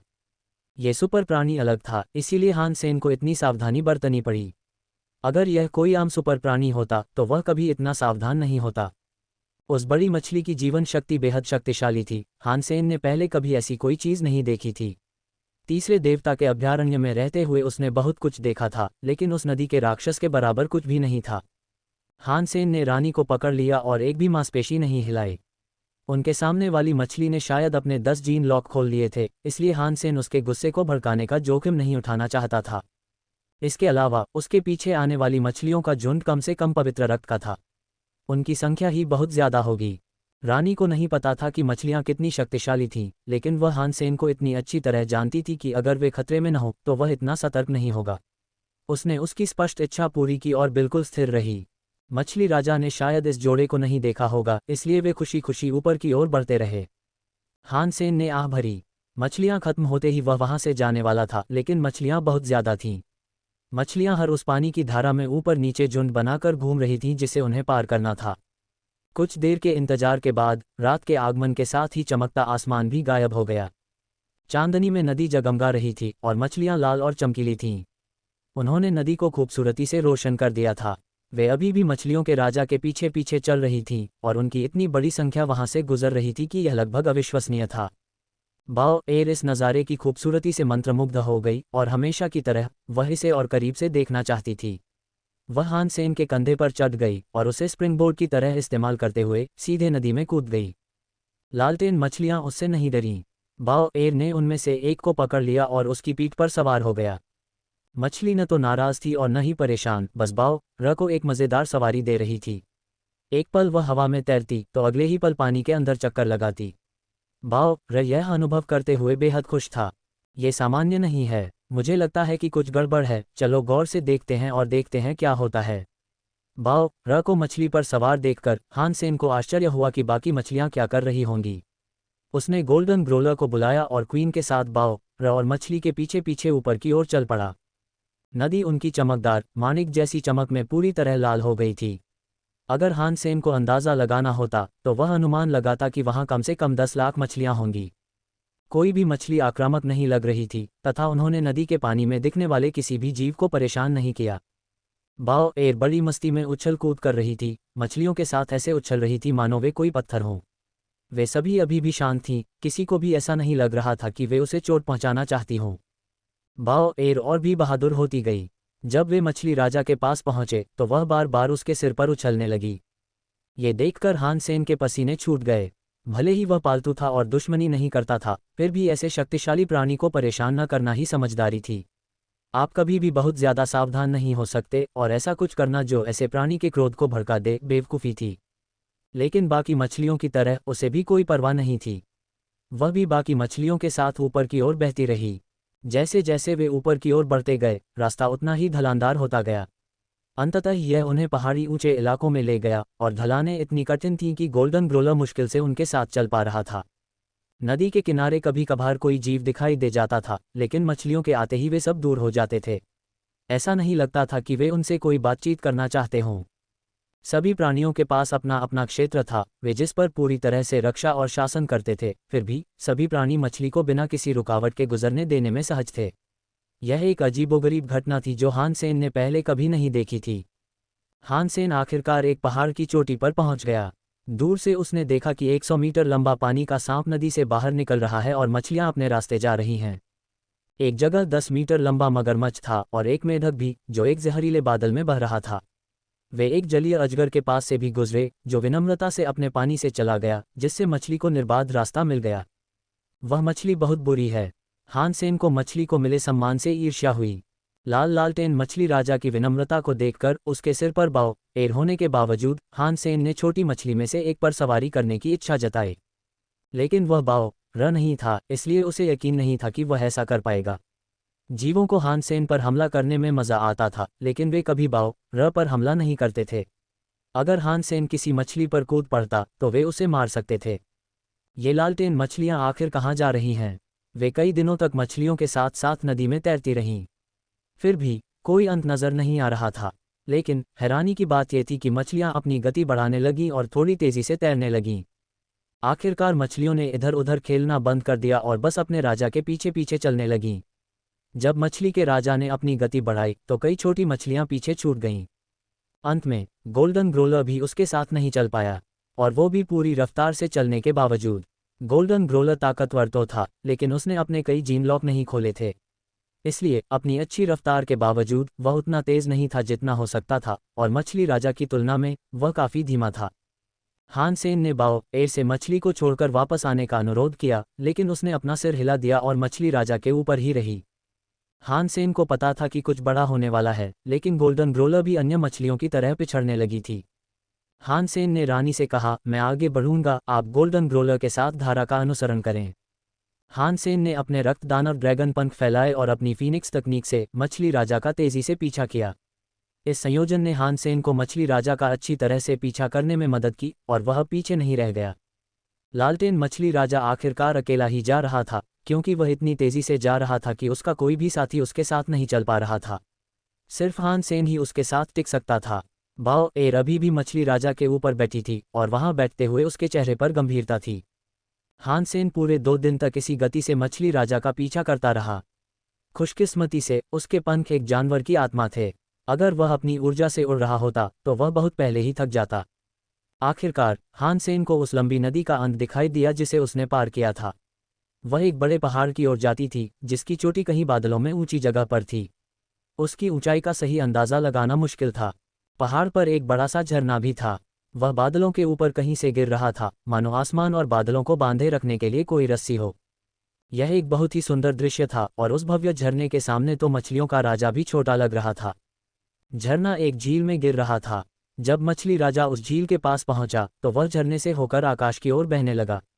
बाओ एर ने मछली राजा को कसकर पकड़ लिया और उसके साथ ऊपर की ओर उड़ने लगा। हान सेन ने उसकी तरफ आवाज लगाई, लेकिन बाओ एर ने उसे अनसुना कर दिया। वह उसी पहाड़ पर टिकी रही जहां वे आए थे। मछली झरने के विपरीत दिशा में तैर रही थी और जैसे ही वह ऊपर की ओर बढ़ी, कई छींटे पड़े। हान सेन में भी ऐसा करने की शक्ति थी, लेकिन उसने फिलहाल खुद को रोक लिया। और जैसे ही हान सेन उस जगह के बारे में सोच में डूबा हुआ था जहां वह आया था, बादलों के ऊपर से कुछ नीचे आया। हान सेन झील के किनारे खड़ा देख रहा था। तभी उसने देखा कि एक बैंगनी बेल नीचे उतरी और मछली राजा को चाबुक की तरह मारने की कोशिश कर रही है। मछली राजा ने अपना पेट फुला लिया और लाल सूरज की तरह वार को सहन कर लिया। वेदना, मछली राजा को वह प्रहार झेलना पड़ा और उसका खून बहुत अधिक मात्रा में बहने लगा, इतना अधिक कि नीचे का झरना और झील लाल हो गए। मछली राजा ने अपना मुंह खोला और झरने की ओर चढ़ने में कोई कसर नहीं छोड़ी। वेदना, बेल अभी भी वहीं थी और उसने राजा को फिर से मारा। मछली के शरीर से कई शल्क उतर गए। हान सेन इस भयानक दृश्य को देखकर स्तब्ध रह गया। मछली राजा अविश्वसनीय रूप से शक्तिशाली था, लेकिन बैंगनी बेल एक ही वार में उस जानवर को लगभग नष्ट करने में सक्षम थी। अभयारण्य में वह चीज़ क्या हो सकती है? क्या ये कोई पौधा है? क्या ये कोई हथियार है? क्या कोई इसे नियंत्रित कर रहा है या क्या? हान सेन ने हैरानी से सोचा। उसकी डोंगक्सुआन आभा इतनी सक्षम नहीं थी कि वह बादलों के ऊपर क्या छिपा है इसका पता लगा सके। हालांकि हान सेन को सबसे ज्यादा समझ नहीं आ रहा था कि बाओ एर ऐसा व्यवहार क्यों कर रही थी। वह मछली राजा पर बनी रहने के लिए दृढ़ थी और उसका चेहरा बेहद गंभीर था। हान सेन ने उसे पहले कभी इस तरह व्यवहार करते नहीं देखा था। क्या उसे पता है कि वहां ऊपर क्या है? हान सेन ने मन ही मन सोचा। यह मुमकिन नहीं लग रहा था। वह पहले कभी वहां नहीं गई थी, तो उसे कैसे पता? खैर, एक बात तो पक्की थी, वो कुछ चाहती थी। ऊपर कुछ तो होना ही था और वो उसे चाहती थी। वेदना, मछली इस झटके को झेल नहीं पाए और आगे नहीं चल सकी। वह नीचे झील में गिर पड़ी, जिससे एक जोरदार छपाक और ज्वार की लहर पैदा हो गई। हान सेन को पता था कि मछली राजा उड़ सकता है, लेकिन तीसरे और अंतिम हमले के बाद वह ऐसा करने में बहुत कमजोर हो गया होगा। हालांकि मछली राजा अभी पूरी तरह से पराजित नहीं हुआ था। वह चमक रहा था, ऊपर की ओर उड़ान भरने से पहले गोल गोल तैर रहा था। मछली के सिर पर अब एक सुनहरा सींग लगा हुआ था। जैसे ही बेल नीचे आए, मछली राजा सींग से उसे चीरने में सक्षम हो गया। इसके बाद बैंगनी बेल से धुंध निकली और वह अभी भी सक्रिय थी। उसने सींग को झटका दिया। वेदना, सुनहरा सींग टूट गया और मछली राजा एक बार फिर झील में गिर गया। हालांकि मछली राजा हार मानने को तैयार नहीं था। उसकी चमक पहले से भी ज्यादा तेज थी और इतनी ज्यादा कि हान सेन के लिए उसे देखना मुश्किल हो गया। हान सेन ने राजा को देखने के लिए अपनी डोंगशुआन आभा का इस्तेमाल किया और वह उसे पुनर्जीवित होते हुए देख पाया। उसके आसपास के शल्क ठीक हो गए थे और उसकी पूंछ पीछे की ओर एक चटक बादल जैसी हो गई थी। मछली राजा पानी से बाहर निकला और रॉकेट की तरह ऊपर की ओर उड़ गया। बैंगनी बेल ने मछली पर फिर से वार किया, जिससे उसके और भी शल्क टूट गए। लेकिन मछली राजा ने इस बार गुरुत्वाकर्षण के आगे घुटने नहीं टेके और वह आगे और ऊपर की ओर बढ़ता रहा। जैसे जैसे वह आगे बढ़ता गया, उसके टूटे हुए शल्क सुनहरे तारों की धूल जैसे लग रहे थे, जो उसके तारों की ओर बढ़ते पीछा करने के लिए एक निशान के रूप में बचे थे। इस बार बेल मछली राजा को रोक नहीं पाए, लेकिन ये प्रतीत होता है कि जीत क्षणिक ही थी। सफलता का भ्रम टूटता हुआ प्रतीत हो रहा था, क्योंकि एक और बेल प्रकट हो गई थी। लेकिन मछली राजा आगे बढ़ता रहा। अपनी शल्कों के झड़ने के बावजूद वह आगे बढ़ता रहा और तेजी से आगे बढ़ता रहा।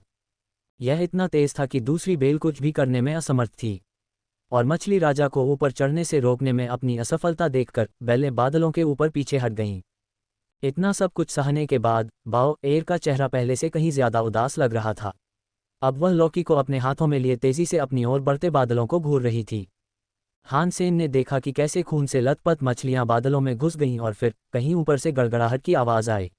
आसमान में बैंगनी रोशनियां दिखाई दीं। इन रोशनियों से बादल फट गए और मछली खूनी मछली बन गई। उसके सारे शल्क उतर गए थे। जैसे ही बादल छटे, हान सेन को पहाड़ की चोटी दिखाई देने लगी। वहां पहाड़ के ऊपर एक पुरानी बेल थी। जिन दो बेलों ने मछलियों पर हमला किया था वे तो बस उसी का एक हिस्सा थीं। और अब जो बैंगनी प्रकाश चमक रहा था वह पुरानी बेल द्वारा भेजा गया था। वह चीज क्या है? हान सेन ने आश्चर्य से उसकी ओर देखा। बादल बस एक पल के लिए खुले रहे, लेकिन इतने में ही हान सेन समझ गया कि ये बेलें पहाड़ की चोटी से नहीं उग रही थीं। दरअसल ये किसी राक्षस के अंग थे। उस क्षणिक नज़र में उस राक्षसी की छवि हान सेन के मन में अंकित हो गई। बेलों का अपना मन तो था, लेकिन वे किसी जीवित प्राणी से उगी थीं। ऐसा उसने पहले भी देखा था। बाओ एर जिस लौकी से आया था उसकी लताओं पर भूरे रंग के धब्बे थे जो जीवों की प्राचीन हड्डियों के चारों ओर लिपटे हुए थे। ये लताएं लगभग पूरी तरह एक जैसी थीं। अंतर केवल इतना था कि बेल पर लौकी का कोई पौधा नहीं था। वह बेल बाओ की रिश्तेदार तो नहीं हो सकती है ना? हान सेन को यकीन नहीं था कि ये चीज़ें लौकी उगा सकती हैं या नहीं। शायद किसी दिन उसमें लौकी उग जाए, लेकिन बेल और बाओ एर के बीच कोई न कोई संबंध जरूर रहा होगा। अगर ऐसा नहीं होता तो वह इस तरह से व्यवहार नहीं करती जैसा वह अभी कर रही थी। हान सेन के विचारों के बीच मछली राजा ने अपने दर्द को सहते हुए अपनी पूंछ से बादलों में गोता लगाया और उसे गाढ़े बलगम की तरह तोड़कर रास्ता बना लिया। बादलों में से निकलकर वह बेल की ओर बढ़ा। बैंगनी रोशनी फिर चमकी, लेकिन वह किसी ब्लेड जैसी नहीं थी। इससे बैंगनी मधुमक्खियों का एक झुंड बन गया जो मछली राजा को घेरने के लिए दौड़ पड़ा। बाओ एर आखिरकार हिली। उसने अपनी लौकी पर थपकी दी, जिससे वह सारी बैंगनी मधुमक्खियों को चूसकर निगल गई। वेदना। मछली राजा का शरीर पहाड़ से नीचे गिर गया, लेकिन वह वहां रुकने से संतुष्ट नहीं था। वह उछलकर फिर से बेलों की ओर चल पड़ा, मानो उसे किसी बड़ी तेजी से भागना हो। ऐसा लग रहा था मानो मछली बेल खाने के लिए भूखी हो, लेकिन इससे पहले कि वह ऐसा कर पाती, राक्षस खड़ा हो गया। उसके भयानक सिर ने मछली राजा को दूर धकेल दिया, जिससे उसका खून और भी ज्यादा बहने लगा। गर्जन। राक्षस ने भयंकर दहाड़ लगाए और अपनी बेलों को बेतहाशा हिलाते हुए मछली राजा की ओर दौड़ा। मछली राजा सोने की तरह चमक रहा था और अपने भयानक दुश्मन से बेपरवाह था। वह तुरंत उस भयानक जानवर से भिड़ने के लिए आगे बढ़ा। मध्य हवा में बैंगनी और सुनहरी रोशनी एक साथ मिल गई। हान सेन बादलों के ऊपर उड़कर लड़ाई देखने लगा। सुपर किंग स्पिरिट मोड में होने के बावजूद हान सेन को यकीन नहीं हो रहा था कि वह दोनों में से किसी भी प्राणी का मुकाबला कर पाएगा। फिलहाल वह बस देखने में ही संतुष्ट था। हान सेन ने देखा कि राक्षस दूसरे भगवान के अभयारण्य में मौजूद राक्षस के कंकाल से अलग था, जहां बाओ एर की लौकी उगी थी। हालांकि केवल हड्डियां ही बची थीं, फिर भी वह तुरंत बता सकता था। ये राक्षस सींगों वाले भूत जैसा था। वह समझ गया कि इसके शरीर का आकार दूसरे देवता के अभयारण्य में मौजूद राक्षस से अलग था। क्या बाओ एर का इन लताओं से कोई लेना देना है? हान सेन ने उत्सुकता से लताओं को देखा। लताएं काफी डरावनी थीं। वे तंबुओं जैसी थीं, जो उस उग्र राक्षस से उग रही थीं जो मछली से लड़ रहा था। लेकिन हान सेन को उनमें कोई फल या लौकी उगती हुई नहीं दिखी। शायद बेल ने राक्षस की ऊर्जा पर पला बढ़ाकर उसे शक्ति दी होगी। अगर राक्षस सिर्फ मछली से लड़ रहा होता तो वह मारा जाता। राक्षस की बेलें मछली पर लगातार वार कर रही थीं। हालांकि उनकी क्रूर शक्तियां मछली के लिए बहुत ज्यादा साबित हो रही थीं, और इस लड़ाई में हारना साफ तौर पर उसकी ही होना था। तबाह होने और गैलन भर खून बहने के बावजूद मछली हार मानने को तैयार नहीं थी। उसने अपनी लड़ाई में कोई कसर नहीं छोड़ी। मछली राजा लगातार कमजोर होता जा रहा था और आखिरकार बेलों ने मछली को जकड़ लिया और उसका गला घोंटना शुरू कर दिया। मछली हिलने डुलने में असमर्थ हो गई। जानवर के सींगों ने मछली को चीर दिया और मछली का स्वास्थ्य खराब हो जाने के कारण उसे नीचे झील में बेरहमी से फेंक दिया गया। ऐसा होने के बाद झील पूरी तरह लाल हो गई, और पहले की तरह ये तुरंत सक्रिय नहीं हुई। थोड़ी देर बाद ये धीरे धीरे फिर से उभर आए। यह अभी तक मृत नहीं हुआ था, लेकिन प्रकाश मंद और क्षणभंगुर था। उसके शरीर पर घाव बहुत बड़े थे और उसके शरीर के ज्यादातर हिस्से से शल्क और मांस उखड़ गया था। उसका कंकाल भी काफी हद तक दिखाई दे रहा था। मछली ने खुद को संभालने की कोशिश की। उसने ऊपर कूदने की कोशिश की, लेकिन 10 मीटर से ज्यादा ऊंचाई तक नहीं पहुंच पाई और फिर नीचे गिर पड़ी। बाओ एर ने आकाश की ओर देखा, ऐसा लग रहा था जैसे वह अभी हार नहीं मानना चाहती थी। हान सेन ने मछली राजा को मरते हुए देखा तो वह बाओ को लेने गया। लड़ाई के बाद बाओ एर को एक भी खरोंच नहीं आई थी। शायद बेल उसे चोट नहीं पहुंचाना चाहती थी, उसे पता नहीं था। बाओ एर, तुम वहां ऊपर क्या चाहती हो?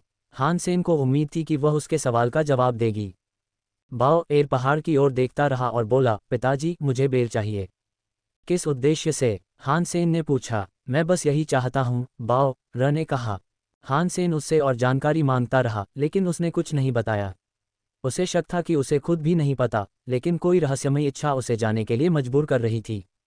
हान सेन ने पूछना तो बंद कर दिया, लेकिन मछली राजा को खत्म करने का निश्चय कर लिया। उसने अपनी फीनिक्स तलवार उठाई और उसे उस जीव में गहराई तक भोंकने के लिए तैयार हो गया। वह एक अद्भुत जीव था जिसने अपने 10 जीन लॉक खोल दिए होंगे। वह मर रहा था और अब उसका अवसर था। इसे मत मारो, बाओ एर ने कहा। क्यों? हान सेन उलझन में था, क्योंकि उसने उसे पहले कभी इस तरह नहीं रोका था। बाओ एर ने पहाड़ की ओर देखते हुए कहा, यह हमारा दुश्मन नहीं है। हमें इसकी मदद चाहिए।